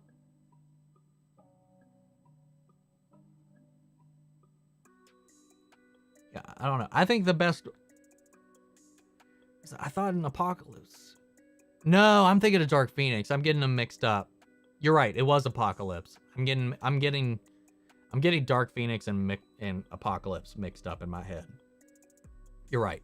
Did I like Dark Phoenix? It was okay. I don't think it's as bad as everybody made it out to be, but yeah. I prefer fast speedster action over the slow-mo. Eternals reminded me of Red Rush versus Omni-Man. Oh yeah, I agree with that. I mean, I feel like at a certain point, you have to do some slow-mo, but I like the way they showed it. And it did remind me a lot, that There was a lot of moments that remind me of the Red Rush scene of Invincible. But there is a moment that is from outside the perspective that's in the Snyder Cut that I really liked, when he's saving the civilians from the rubble, and you just see quick blurs, single frame shots of him moving things out of the way. Like stuff like that, when you get to see from the human perspective just how fast they're going, I love stuff like that. But if you want to go into the physics of it all, I think technically the Quicksilver scene, if you calculate the physics, the frames, the speed, he's faster than both of them. But I don't know. It's crazy. I love speedster stuff, man. I love super speed. Love it. Do you think Blade could show up in Moon Knight? I think it's possible. I think if Makari would sweep the floor with Quicksilver. I don't know, man. If it's Quicksilver from the Fox X-Men universe, if we're just comparing speed feats, on paper, Quicksilver's faster. But he's also not built, he's not experienced with combat. So, I don't know. I think it'd be a good fight, though. Comic book Flash, though, is faster than any speedster we've seen in comics or anything like that. So, crazy! Wesley Snipes was asked if he was going to be in the Blade movie, but he kind of gave a hint that he may play a role in the MCU Blade. I hope that's not a nasty fake tease. I heard something about him being brought in to be a mentor for his daughter character, was a rumor that was going to be the MCU Blade, was going to be his daughter, and he was going to be the mentor in the film. But I think that was something from a long time ago, and I don't think that's going to end up being true. I prefer I read that. Yeah, and I think he went around and beat up Apocalypse until Apocalypse broke his leg. Yeah, I remember that. But the scene in particular I was talking about, that, like the scene when they're breaking Magneto out of prison, and then the scene when he's saving all the people out of when the mansion explodes. I just couldn't remember which movie the mansion exploding was in. Who would win, Icarus or Captain Marvel? Based on what we've seen, I think Captain Marvel would whoop the fuck out of him, to be honest. Because he didn't really have a lot of amazing over-the-top feats like we've seen with Carol. I like to see mixture of how they use and handle speed. Oh, me too. I like variation for sure. So I'm interested in how they do X-Men in the MCU, because I have no clue. I have no idea either, man. It's going to be them doing them, and is going to be the biggest like juggling move that they're going to have to do to make it fit with their continuity. I don't know how they're going to do it. Was Lauren filming Eternals at the same time as Walking Dead? Is that why she vanished for so long? Probably. Maybe. I didn't think about that. It's possible. It's very possible that's why. Have I seen The Green Knight? The actor who plays Droog was great in that too. Oh, wasn't he? He was one of the bandits that got up on Dev Patel, wasn't he? Like when he was going away and stole his shit. The guy that was like following him around. I think I remember that. I have seen Green Knight. It was a really, really weird movie. Interesting. Good. Recommend it. Very artsy film, though. Our prediction is Wesley Snipes. Yeah, he was the main bandit who gave him directions. Yes. Okay. I thought he looked familiar, but I couldn't place it. What's up, Sonic? Did I watch Paranormal Activity movie? The new one? I did. I didn't review it because there's not really anything to say about it. It's a Paranormal Activity movie. I did do a reaction watch along on the Patreon. So if you're a Patreon member or a YouTube member, you can see my full-length reaction to that movie. But I did it for the members for Halloween, along with a couple of other things. But like it's honestly, there's no point in doing a review for it. Like, if you've seen a Paranormal Activity movie, you've pretty much seen this movie. It's by the beats, how they all go. Let's see. Yeah, I love the house exploding Quicksilver scene. One of my favorites in all the X-Men movies. Mine too. He's my, out of all the X-Men stuff, those movies is what made me love that character, and only that version. Because comic book Pietro, I do not like him at all. The only version of Pietro I have ever liked is the one from the Fox X-Men universe. Maybe it's because it's Evan Peters. Maybe it's because of the way they decided to interpret the character. I like that version. It's one of my favorite cosplays I've done. I got the jacket and all that stuff just still on the floor. I got the goggles. Man, spray painting your hair, though, is awful with that temporary hairspray to get the silver in. That's frustrating as hell, but I've done it, man. This one of the cosplays I'm the most proud of. But I love that character, but I also have a huge man crush on Evan Peters, so that helps too. Professor X wiped people's minds for years is how they kept them a secret. Could do that. That seems like something, I don't know. Maybe they could do that. That'd be weird. Who would win the fight, Mario or Kirby? Kirby has the whole universe inside him. Kirby on paper is way stronger than Mario, I think. Could be wrong, but I think so. I think Kirby would win. Jennifer Lopez is adding more to Wesley Snipes not being a good guy, so I'd say Marvel will stay clear of him. I mean, he's got a bad history of on-set misbehavior. I mean, honestly, look at the behind the scenes for Blade 3, and there's a lot of bad stuff on, like, for him that isn't just allegations, it's fact. But that was also before his imprisonment, so who knows? Might be different now. 4 months ago, Doctor Strange's Multiverse of Madness. Oh, hi, Kitty in the background. Gone now. What's her or his name? Her name is Pop-Tart. Meow. Meow, meow. So, yeah. She's going to just stare at me, obviously. So, here. Nope. Keep looking away. Yep, yep, yep. Yep, yep, yep. And over here, you ignore everything. So, since we've been working from home and all that jazz, like she's got like a tree bed that I have over by the deck window, the sliding doors, so that she's got like a little bit of a view. But she's been like stupid needy lately, so I've took a part of it apart, and I've just got a little bed right here that puts her like at level with my chair, so she can have some attention. So you might see her in more videos, at least more than just a tail sometimes wandering as an Easter egg in the background. So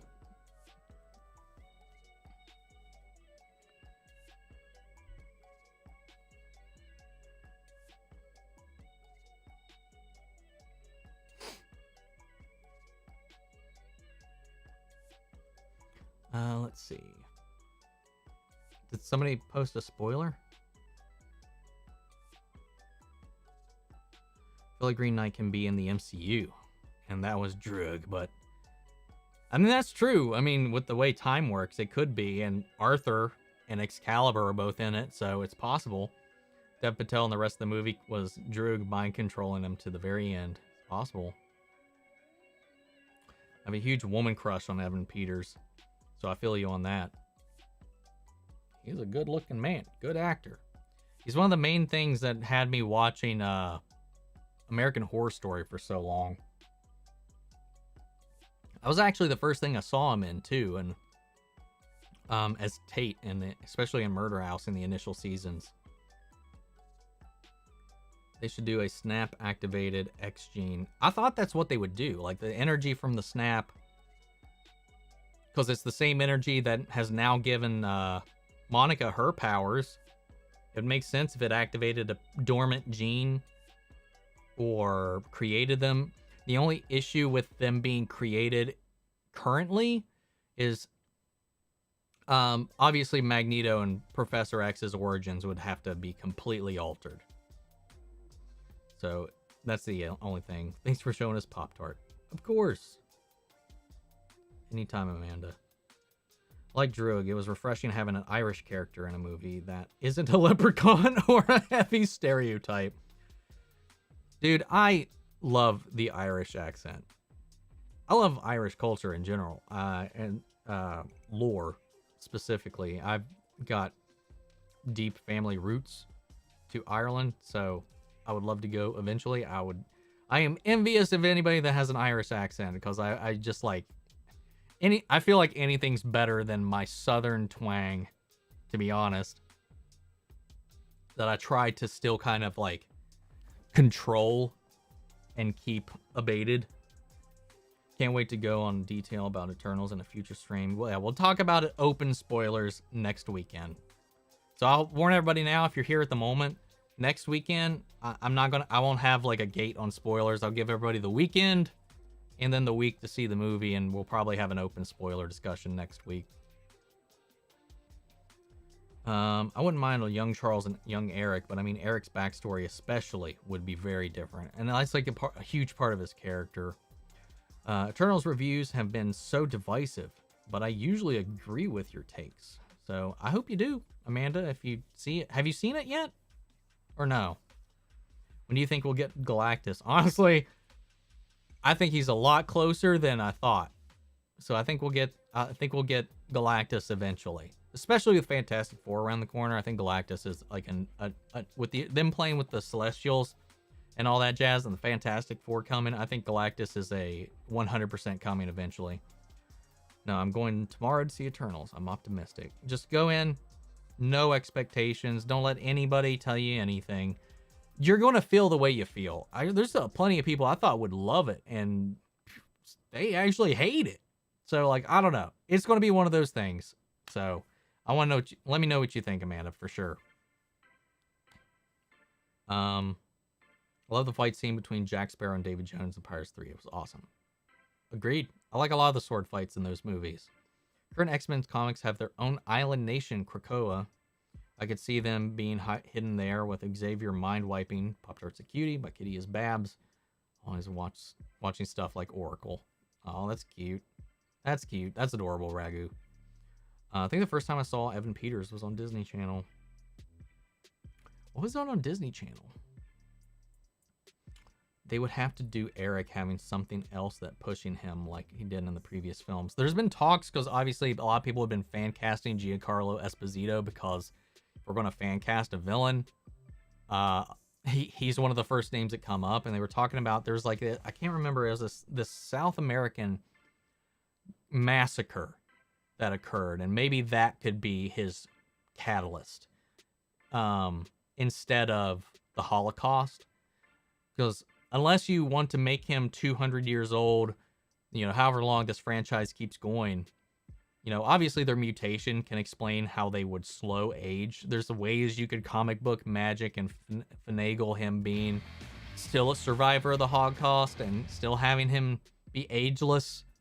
But eventually I feel like they're going to have to change his backstory if they tell stories down the line. He can't, otherwise you keep X-Men eternally in a small time frame. So, there's a lot of tragedies they could probably link him to. So we'll see. Gotta see. What would I give Eternals out of 10? I'd give it an 8 or like a 7.5 at the very least. What's up, Loath Cat? You're back.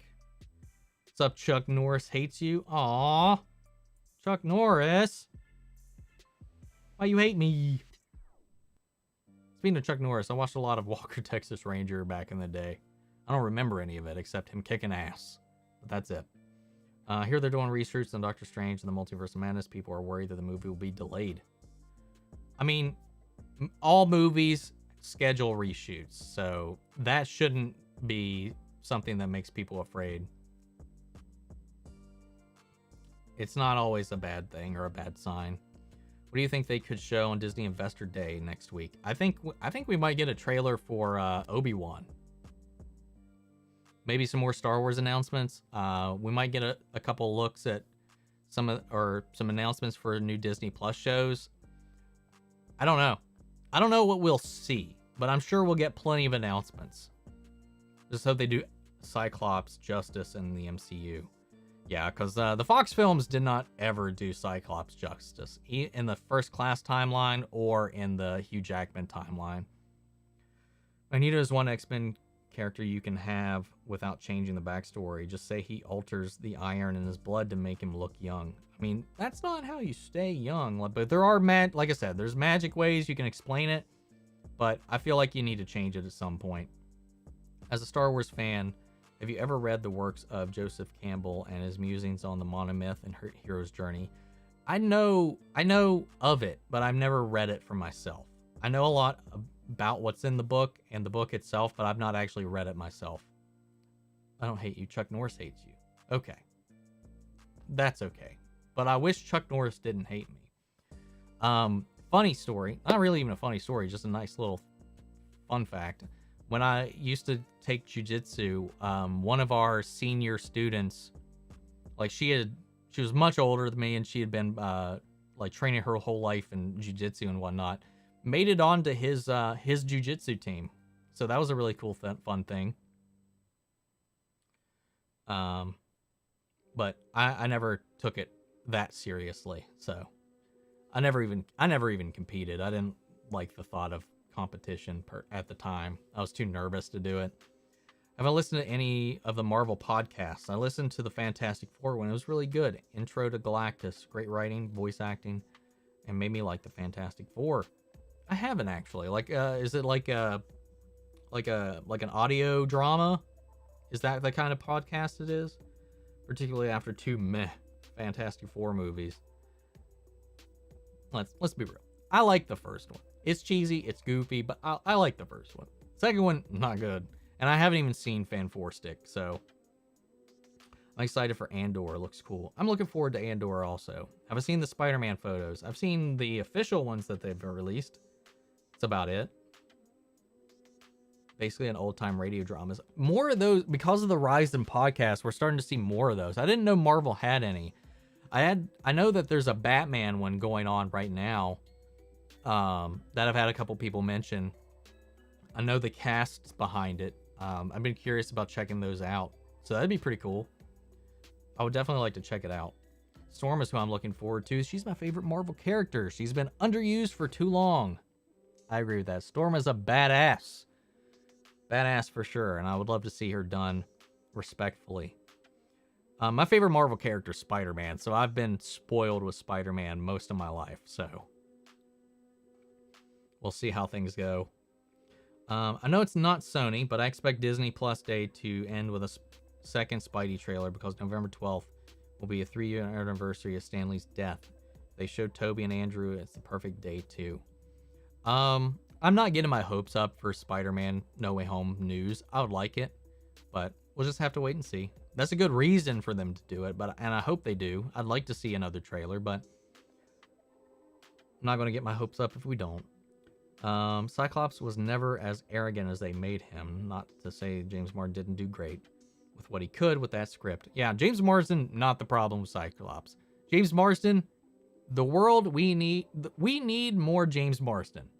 We need more James Marsden, not as a side guy, not as a cuck husband. We need more leading roles with James Marsden where he's not just secondary to an animated character. Justice for James Marsden. I love that dude. He's always like a sidelined character, somebody who loses the girl to somebody else, or paired with an animated movie character. I love him. I love him in all those roles, but my God, he needs more action, man.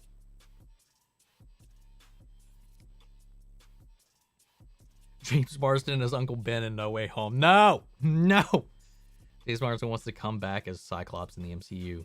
Sure, make a cameo, but as a long-term Cyclops, I don't want to do that. I would do anything for Hugh Jackman to return. As a cameo, I wouldn't want him to be a long-term Wolverine if we're rebooting things. I've been wanting to look into the Batman one. If you check out any of the Marvel ones, I'd look forward to hearing your thoughts on them. Well, thanks for recommending the Fantastic Four one. Don't watch Fantastic Four or Fan 4 Stick. You will die of boredom. My theory is they could do Secret Wars at the same time in Phase 4. It's possible. They could. Like a Kevin Feige was like, everybody's talking about Secret Wars. Why are you all talking about Secret Wars? It's not like we're doing Secret Wars. It's a long time before Secret Wars or whatever he said. I don't even remember, man. Yeah, honestly, I kind of like the first Fantastic Four movies. The one with Michael B. Jordan was just not it. Yeah, I didn't like Rise of Silver Surfer, but I do like the first one with Chris Evans and Jessica Alba. I did like that movie. The second one I just thought was a disappointment follow-up to it, but I did enjoy the first one. It was campy, it was cheesy, but I liked it. It was fun. When will they do Gambit justice? I have no fucking clue, dude. I think the best Gambit thing we've had in a long time was shit, what's his face on Rexplode on Invincible. And then the buyout of Disney and Fox crash landed that Channing Tatum Gambit one, so I don't know if you were looking forward to that at all. I was curious about it, but I was never like fond of the image of Channing Tatum. As much as I like Channing Tatum, him as Gambit was like a weird choice to me. So we'll see.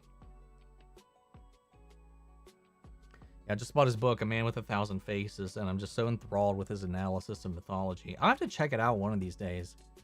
I've been a writer for years now, but the book completely changed my perspective of storytelling. James Marsden's Uncle Ben, I read that one. Come Back at Cyclops, read that one. Do you think Spider-Man No Way Home will be delayed in America and the UK? I don't think so. I don't think so. Because we still got Venom on time, but Venom still hasn't even come out in all those countries yet that are listed for the delays for Spider-Man No Way Home. So Omni, you don't like Galactic and Fantastic Four Rise of the Silver Surfer? Hell no. It's stupid. Dumb as shit. That's not Galactus. Underrated X-Men product, The Gifted was such a good show. Never watched it. The only Marvel shows that I watched, if we're talking TV shows or TV dramas or whatever, was the Netflix shows. I watched two seasons, maybe 3, I don't remember, of Agents of S.H.I.E.L.D. and stopped watching. But that was it. Aside from that, I've not seen any of the other Marvel show properties.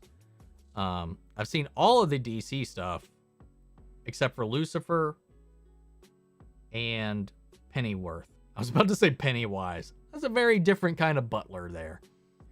Oh, by the way, Evan was on Phil of the Future. That might be why. I didn't really watch Phil of the Future. I remember seeing commercials for it, but I've never actually watched it. Have I seen Merlin? No, but I've heard really good things about Merlin. It's a UK TV show. I might like it. Thoughts on the Firelord Ozai casting? I think it's perfect.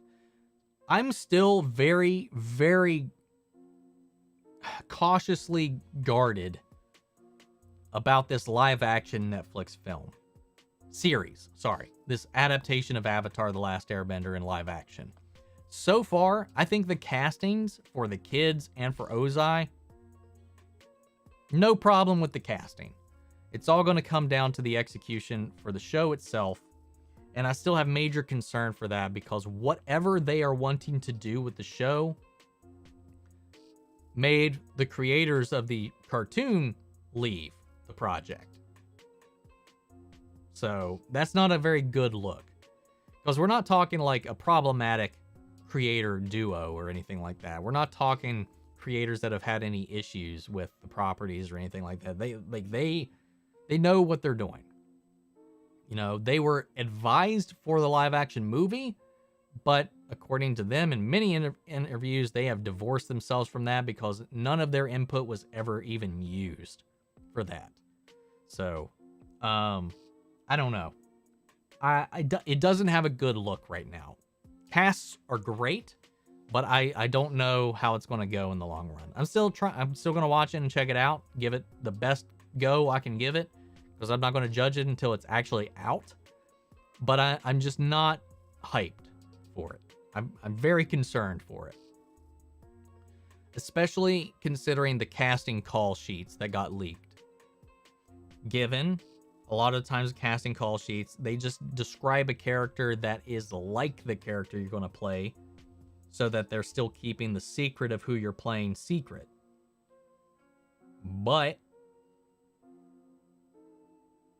I don't know. We'll just have to wait and see. I'm trying so hard not to prejudge it. And Channing Tatum is from New Orleans. He can do that Cajun accent really well. Yeah, I mean, that's true. That's one of the reasons he wanted to do it, because he's got those Cajun roots. He's a huge fan of the character. It's just like visually, he doesn't look like Gambit to me. So that's just me. They cast the dude from Lost. Haven't seen Lost. I have not seen Lost. I always think Anna Diop's Starfire would be a great Storm. She's from Senegal and has the look, beautiful. Titans has her trapped, I'm sure. I mean, she could do a good Storm. I could see it. I don't know what her obligations were like, but I could see it. I don't know who I would pick if I had my choice or go at Storm or anything like that. So I mean, I wouldn't be opposed to that. Lucifer versus Galactus.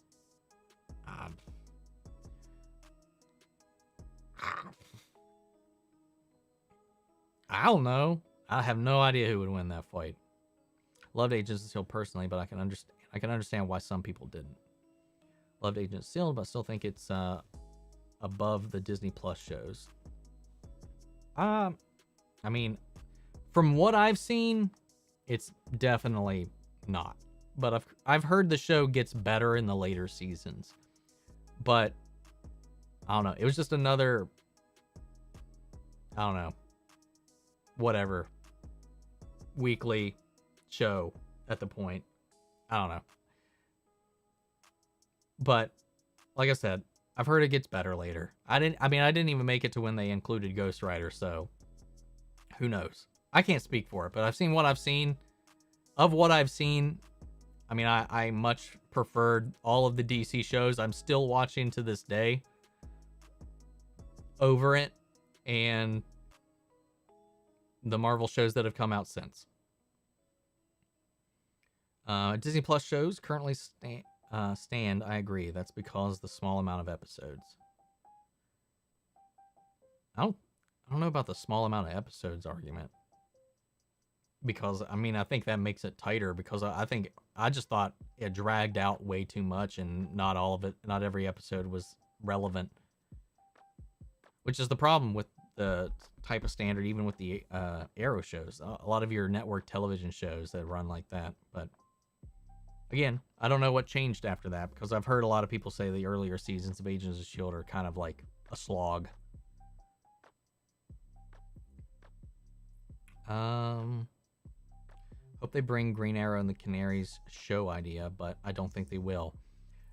Based on some interviews with Kat McNamara, I'm pretty sure we're going to get some resolutions to what happened in that storyline.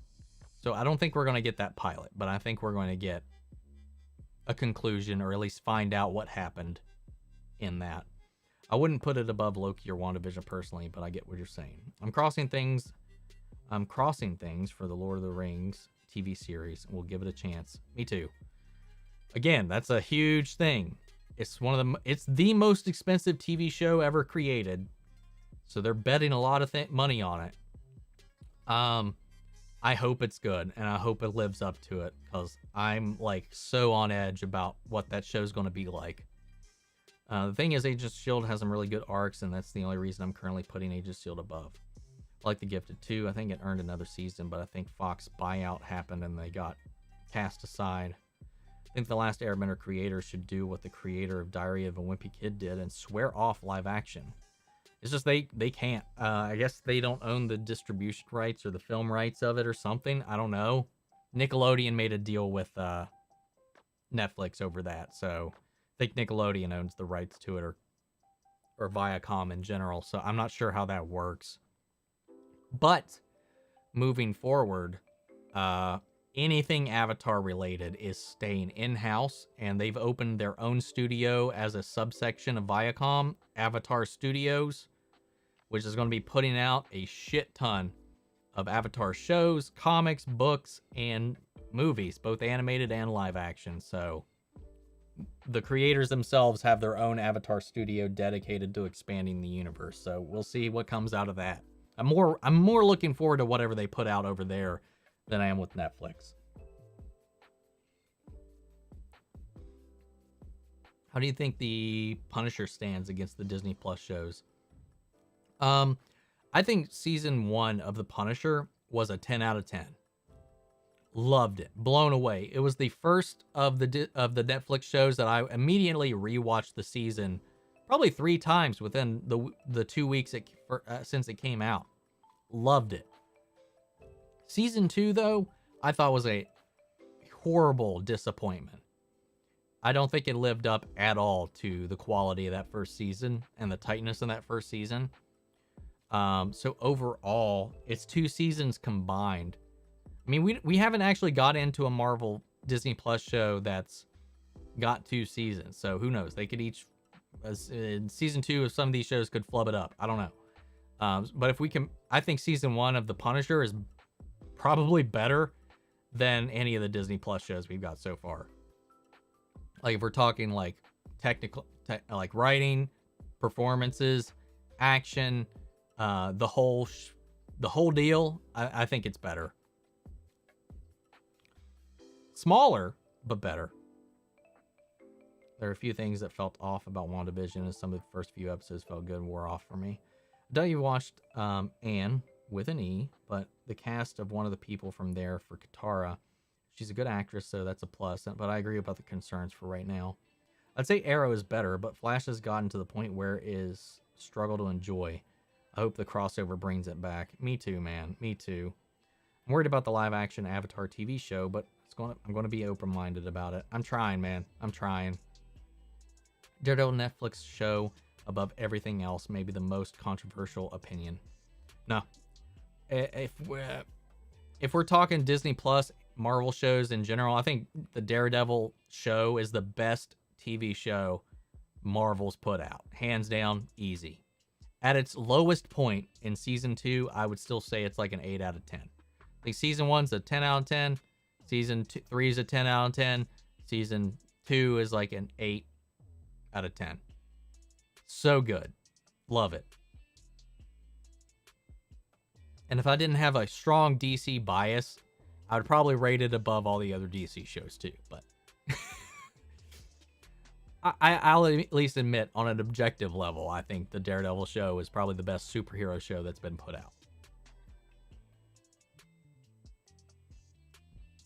But as far as favorite or preference, I still think Arrow. I still enjoy Arrow more. It's really close, really close.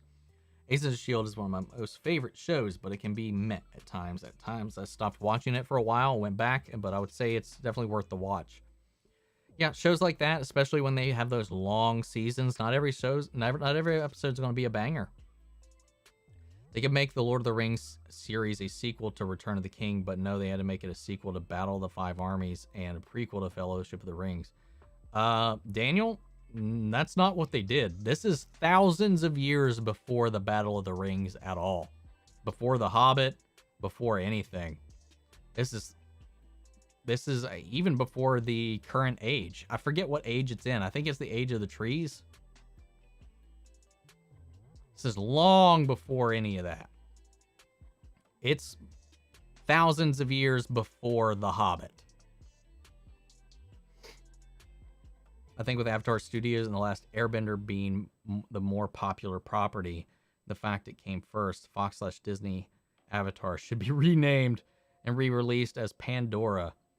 I think it's so funny. I found this out, like, that James Cameron tried to sue Nickelodeon because of the name Avatar, because of his movie and the show having similar names. Like, what the fuck? Is Avatar considered anime? Not technically. I mean, technically, if you're from a Western perspective, no. From an Eastern perspective, yes. Because in Japan, anything that is not live action, anything that is animated, either CGI or by hand, is considered an anime. It is purely their word for animation. By Japanese, I mean Simpsons. The Simpsons is listed as an anime in Japan. So by definition, on the Eastern side of things, yes. By Western side of things, we consider anything made in Japan an anime. Any animation made in Japan is an anime. That's kind of the Western definition. It's an American show animated in Korea. So by that definition, I would say it's not an anime. But it just depends on which definition you go off of. It's definitely anime inspired, and they've said that many times. It is definitely inspired by anime, but I wouldn't consider it itself an anime. I love the first few seasons of The Flash, then season 4 happened. Season 5, I liked about 5 episodes, and then I just can't enjoy it. But Arrow only got annoyed with season 4. Everything else I love from Arrow. Same. Arrow only got mildly annoying at times, and I still loved it. It had some peaks and valleys throughout, but there was never a season that I just didn't like. Even season 4, I don't hate it, but it was definitely the weakest season in Arrow. Sounds like I need to watch the Daredevil show. If you haven't watched it, definitely watch it. Did I spend time in Japan? No. I would love to, though. I would love to go to Japan. What's up, LSRE? How are you doing? I mean, the ride is already named Skies of Pandora. Just go ahead and rename the whole franchise. What are we talking about? A whole mix of things. The Disney shows, the Marvel shows in general, both Disney, Fox, and in between. We're talking about Avatar. We're talking about DC stuff. Just right now, we're just kind of all over the place. I'm excited for Arrows. Are you excited for Arrow season? Whoops, I meant Hawkeye. Arrow season 9. Oh, you're funny. You're funny. I actually am. After the trailers and the posters and stuff, I'm actually a little more excited for it. I wasn't when they announced it. I'll be honest. I wasn't looking forward to it at all. Didn't give a shit about Kate Bishop. I don't give a shit about Clint Barton. I like him. Nothing against him, but I'm not like, I need more Clint Barton content. Never felt like that. But with the Matt Fraction run that they're doing and basing it off of, and the art design and like the trailer we got, hell yeah. I want to check it out. These Disney Plus shows are considered event shows, which is why I think the concept of them is so alien to normal TV watchers. I agree. That's why it's so hard to compare them. Because they're limited series. Most of them are one-offs. So, we'll see. Off topic, how is your hair so curly like that? This is just what happens when I dry my hair. Don't know. Last episodes of season 5 perfection of Arrow. Is there any news about the new Netflix Last Airbender? It's going to be live action, right? It's going to be live action, and we have Zuko, Katara, Sokka, Aang, and Firelord Ozai have all been cast so far. I mean, Stephen Amell said if they want to do a mini-series of Arrow, like as Spectre or whatever, he would do it. Yeah, he said if they wanted to do like a limited run short series, whether it's on CW, HBO Max, or wherever, he'd be more than happy to come back. I think he's just opposed to the idea of a long-term, multi-season commitment. I think he would love to just come and play with the character in the world again every now and then. So I'd be completely happy with that. I miss him, man. I miss Ollie so bad. Too bad Marvel Netflix Daredevil show is not canon to the MCU, but Disney does not want to make the Netflix shows canon. We'll see. There's a lot of rumors. We'll see what happens. Am I excited? Am I going to watch the Supergirl finale? I've been reacting to this entire season, so yeah, I'll be reacting to and watching the season finale. Ask my local comic store to order me the Matt Fraction Hawkeye since it looks so cool in the new Rockstars breakdown. Yeah, I honestly have been thinking about reading it, but I'm worried about spoilers. That's the problem about anything that is based on a run or on a book, for that matter. Like Dune, sure, I could read the book going into it, but then that's going to spoil story details for me. And I want to go into it clean. I haven't seen the film adaptations or anything like that. I haven't seen or read anything before. So I was like, I'll let the film so I can judge it purely on its merits. see how it goes if I go into this with a fresh, clean slate. And I kind of like doing that with the Marvel shows, because the Marvel universe, unlike the DC universe, I don't know, aside from Civil War, I think that the Civil War comic and some of the major Spider-Man comics, I don't know any of the runs. I don't know the stories at all. So the MCU has been my gateway into most of the Marvel universe. So it's fun not knowing jack shit about what's coming. And most of what I do know is just from learning from other people, listening, reading their wiki every now and then whenever I see something I want to learn more about. It's just building on that knowledge. But the MCU's really been my gateway. Outside of the Ultimate Alliance games, the Spider-Man 90s cartoon show, and the X-Men 90s cartoon show, obviously the X-Men movies and the Spider-Man movies, and Blade, that has been my only exposure to the Marvel universe. DC, I've lived in. I know I don't know all the comic runs, obviously. I just don't have that kind of time. But I know the most about it. I've watched almost everything Batman related, played almost everything DC related. So I'm much more knowledgeable about that world in general than I am with Marvel. So I'm trying not to like go into that, since this one seems to be heavily inspired by, if not a direct adaptation of that run. I don't want to spoil myself. I might read it after, because I like reading things after so I can compare it to the source material. Because I don't want to go into it being like, well, they didn't do it like it actually did it. Like a lot of the Harry Potter fans, it's like, it was done in the book better. Like that kind of stuff. I don't want to be disappointed by the movie, because it obviously, by limitations of being a film, can't do things. Much like with Dune. Anyway, tangent. Went on a little bit of a tangent here. I know a lot of people didn't like Mia, but I liked her, to be honest, and I'd love to see her do a series. Me too. I found her very grating in the beginning, but she definitely grew on me as the series went on, as she kind of grew into her own. And yeah, I liked her by the end of it.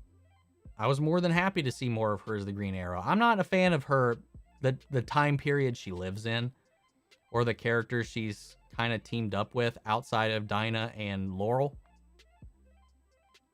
Everybody else was kind of inconsequential to me. So her time period I wasn't invested in, but I was invested in her and her character and William. So I'm excited to see more of her. Are you getting the Doctor Who Galaxy 4 and the Evil of the Daleks animations? I thought about it, but I have not looked into it yet. Because I've read the plots of all of those stories, since they weren't... obviously, they didn't survive the fires of the BBC when I did my full classic watch. So I've watched all of the existing episodes of the classic Doctor Who. But for all the ones that were destroyed, I had read the entire plots of, because those were still intact online. But I haven't actually seen the animations for them yet. I don't know if I'm going to have time to do that. I always thought it was weird how people hated or disliked Mia when she was acting like Oliver in the first season. People be people. People be people. Dune was so incredibly good, and yeah, I'm conflicted about reading it before part 2. So what I'm trying to do, and I find myself being distracted quite often, Amanda, is that I got the book. I finished the first chapter. I'm only going to read up until where Dune Part 1, the movie, ends. That's my plan. I just want to compare the first half of the book to the first half of the movie. So that's kind of all I'm doing at the moment. Because I want to go in with fresh eyes into the second half when it releases. Have I heard of the Wheel of Time show? Will I react to it? I've heard of the book, and I've seen the trailers for the show, and honestly, I don't know enough about the books itself. I've heard the name. I don't really know anything about the world or what it's about, and I'll be honest, the trailers didn't sell it to me very well. From the 2 trailers they put out, I know I didn't react to them on the trailer because I didn't want to piss anybody off by not being all that interested in it. They haven't made me interested in it. So as of right now, I don't plan on checking it out. A lot of people didn't like Mia's anger towards Oliver, but I could understand why she had that, especially if she wasn't taught from a young age about why. No, yeah, it was perfectly understandable. Annoying from the viewer's perspective, I'm sure, because we know more than she does. Which is why once she learns the truth, she becomes a little bit more easy to handle or manage. In the comics, pre-crisis Superman could move planets, but post-crisis Superman can, with great difficulty, barely lift a Boeing 747.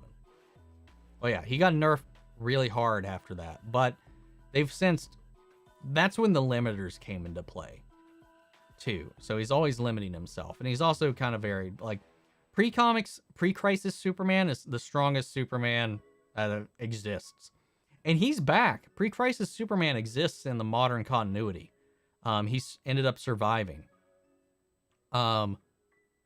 With some varied changes, but pre-crisis Superman is borderline unstoppable. Like, he sneezed an entire galaxy out of existence. Some parts of the Marvel Netflix shows were good, but overall I didn't like it.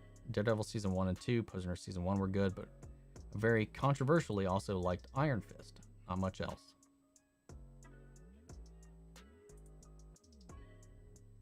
I mean, I like what they did. Jessica Jones, I think, and Punisher Season 1, I think, were my favorite individual seasons of any of the shows. Daredevil was my favorite overall show. I liked all of it, man. Iron Fist was my lowest, but I still liked Iron Fist. I'm gonna love Mia's line about you're just a man in my way, because you could tell Oliver saw himself there. Technically, DC and Marvel copy each other, so I don't know why people compare them all the time. Oh yeah, they do. They have a long history of copying each other, because back in the day, they used to just have weekly meetings. They'd get lunch together. A lot of the same artists, writers, and all that stuff would hang out. They would openly copy each other.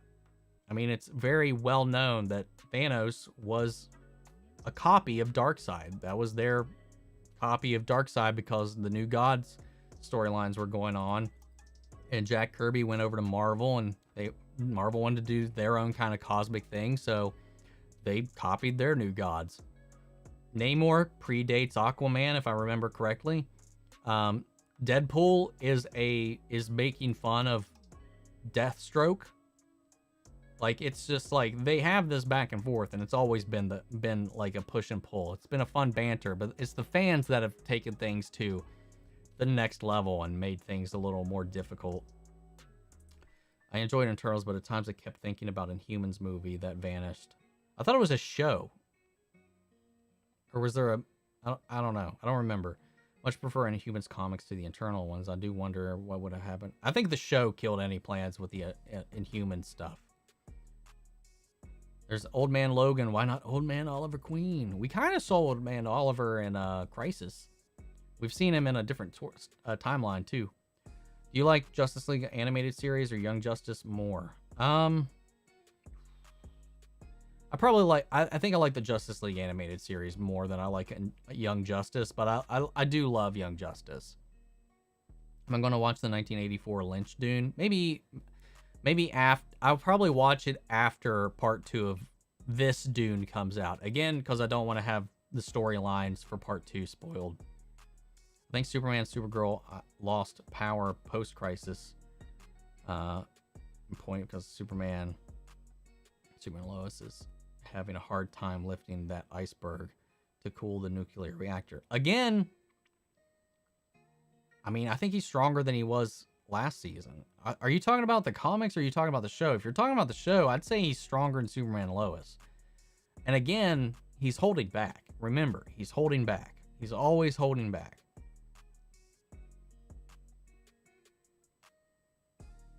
Oh, I didn't know Thanos was a copy of Darkseid originally. Too funny. Yep.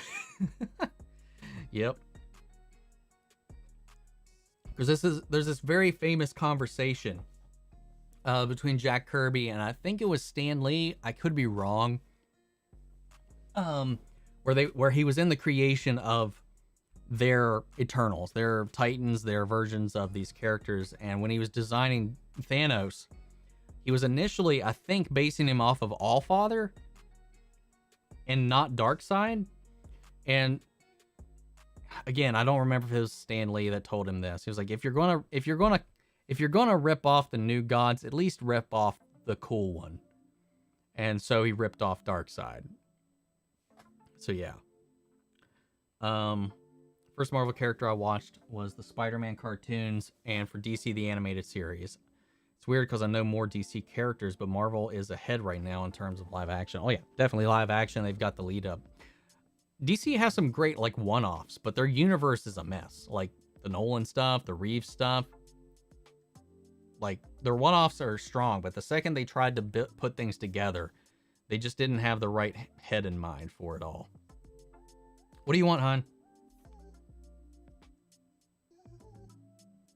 What do you want? I know we're running a little long here. Probably want food.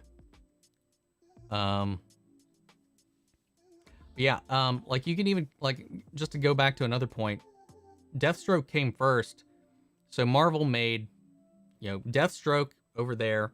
He primarily uses swords and guns. They've got kind of a similar mask. The difference is they wanted to trick people by changing his design and coloration to mimic Spider-Man. But the swords, the guns, the attitude, and that they're both mercenaries. Slade Wilson, who is Deathstroke, and Wade Wilson, who is Deadpool. Deathstroke, Deadpool. They're just it's pull and pull and pull, push and pull.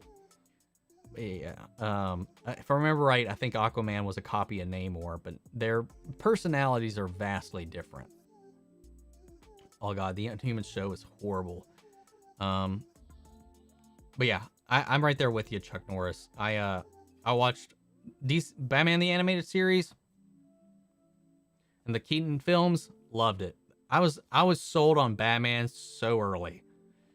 So Superman, Batman, all that jazz. I watched the 90s Flash show with John Wesley Shipp.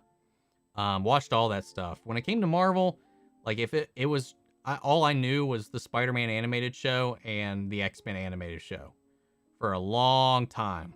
And I didn't really get to know any other characters outside of this weird Marvel PlayStation fighting game that had Darkheart or Blackheart in it and Thanos, where you collect Infinity Gems throughout the fight to get power-ups. And then the Ultimate Alliance games. That's really when I started to branch out. And then, of course, you had the Spider-Man Raimi films, the Blade film, the X-Men movies.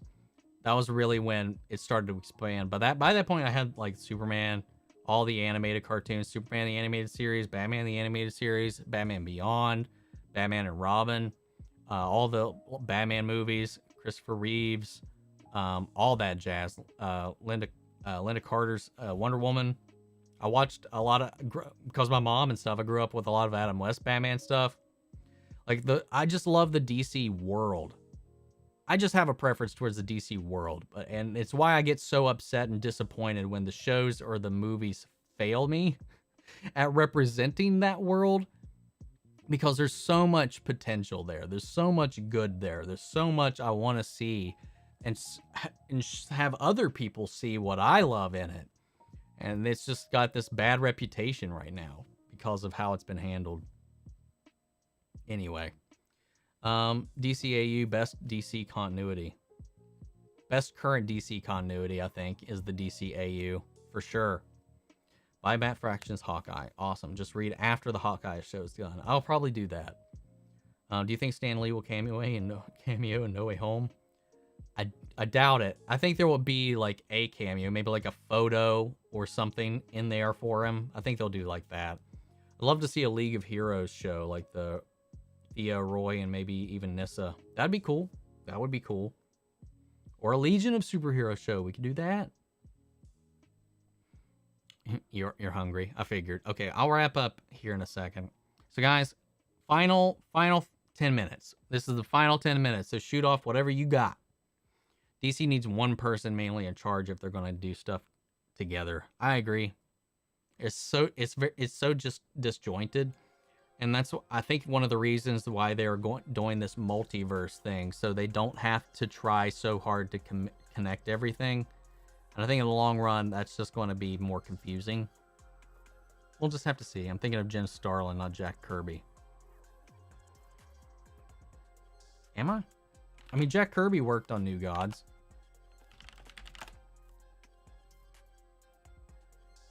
Or not New Gods, Eternals, I thought.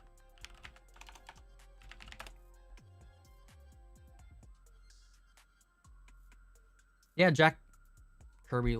Oh, yeah, you're right. You're right. It was Jim. Because Jack left Marvel. Okay.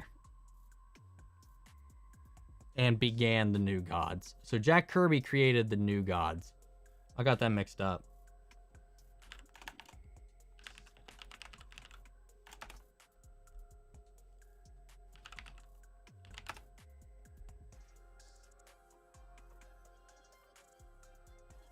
Yeah, thank you for correcting me on that. So frustrating because DC characters have so much potential. I just want a comic accurate Bane. Me too, man. Me too. One day we'll get a good Bane. One day. Amen. Or is it Mr. Bones? I don't know. Oh, sorry. Did you have a question back there I didn't miss?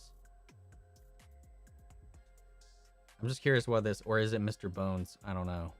What was that in response to? I have to head out, but it was great hanging out with y'all. Hope you have a great evening. Thanks for stopping in, Amanda. Take it easy. Have a good afternoon, night, whatever it is, wherever you are.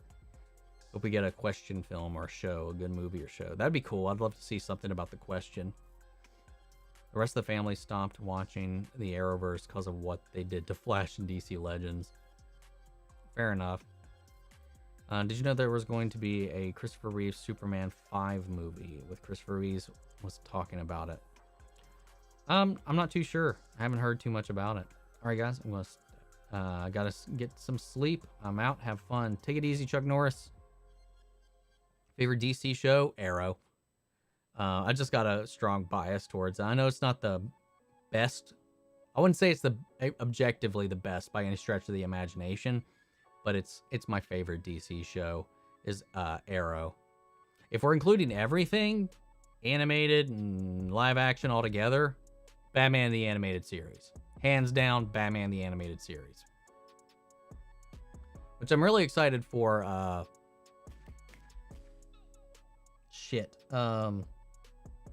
Bruce Timm's new series that he's working on for HBO Max.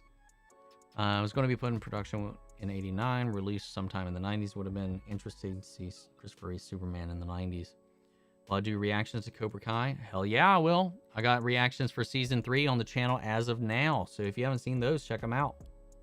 And the end credits of No Way Home be all Stan Lee Spider-Man cameos from all the Spider-Man movies. That'd be funny.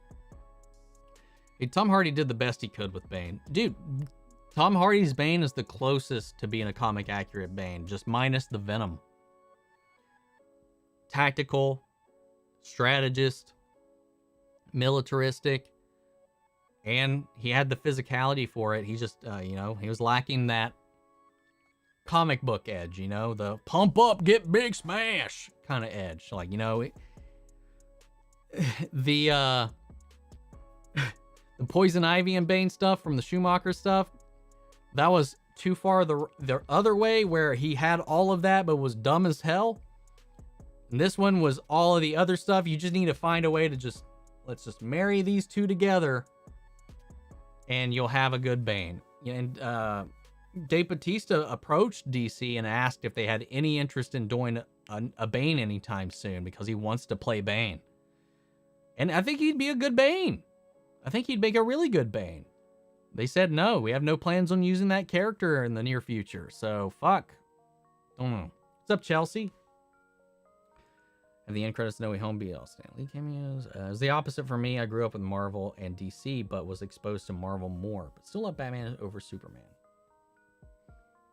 Yeah, I can tell us about Mr. Bones. That's going to be in Stargirl Season 3. Or is it Mr. Bone? I think it's Mr. Bones. It's Mr. Bones. I don't know a lot about this character because as much as I do know about like the broader DC universe, the Justice Society of America and the Doom Patrol sides of those shows, those pockets, I don't know as much about. I know he manages a institute called the Helix Institute where he rehabilitates metas. He's a one-time villain turned hero eventually.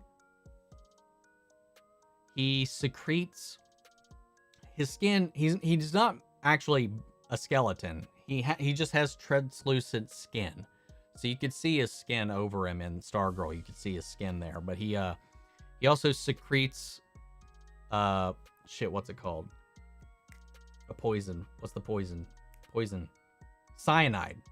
His skin secretes cyanide, so he has to wear gloves and stuff like that. Yeah, I don't know much about him. I'll be honest. That's all I know about him so far, and that's just from what I looked up in the here recently. Favorite character in DC is Nightwing. So at least they do him well in Titans. It just sucks that Titans struggle so much with everything else. See, and Nightwing is like my second favorite DC character, and I felt like Titans did him horribly wrong. To me, for like my idea of Nightwing, I feel like they butchered Dick Grayson to me. Until season 3, they still made him make a bunch of dumb decisions, but season 3 is the most he's actually felt like Dick Grayson to me. So they're kind of getting closer to what I wanted out of it, but yeah. Imagine if DC did new shows, like new Arrow show, and they put Oliver and Laurel together. All of these shippers would be fuming. I don't care about it, the shipping stuff, to be honest, but I also don't mind that he ended up with Felicity.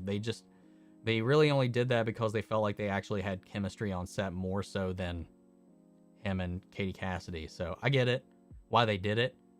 It's its own universe, and people just need to get upset about it. You know, not every universe is going to have Oliver Queen hook up with Black Canary. So I wasn't bothered by it in the show, but it is what it is. Rumor saying it would be cool if Catwoman would defeat Bane. Imagine my shock when Catwoman killed Bane with a shotgun in The Dark Knight Rises. Right? If Rick fixes the hourglass, would it be able to make it last for more than an hour? It's possible.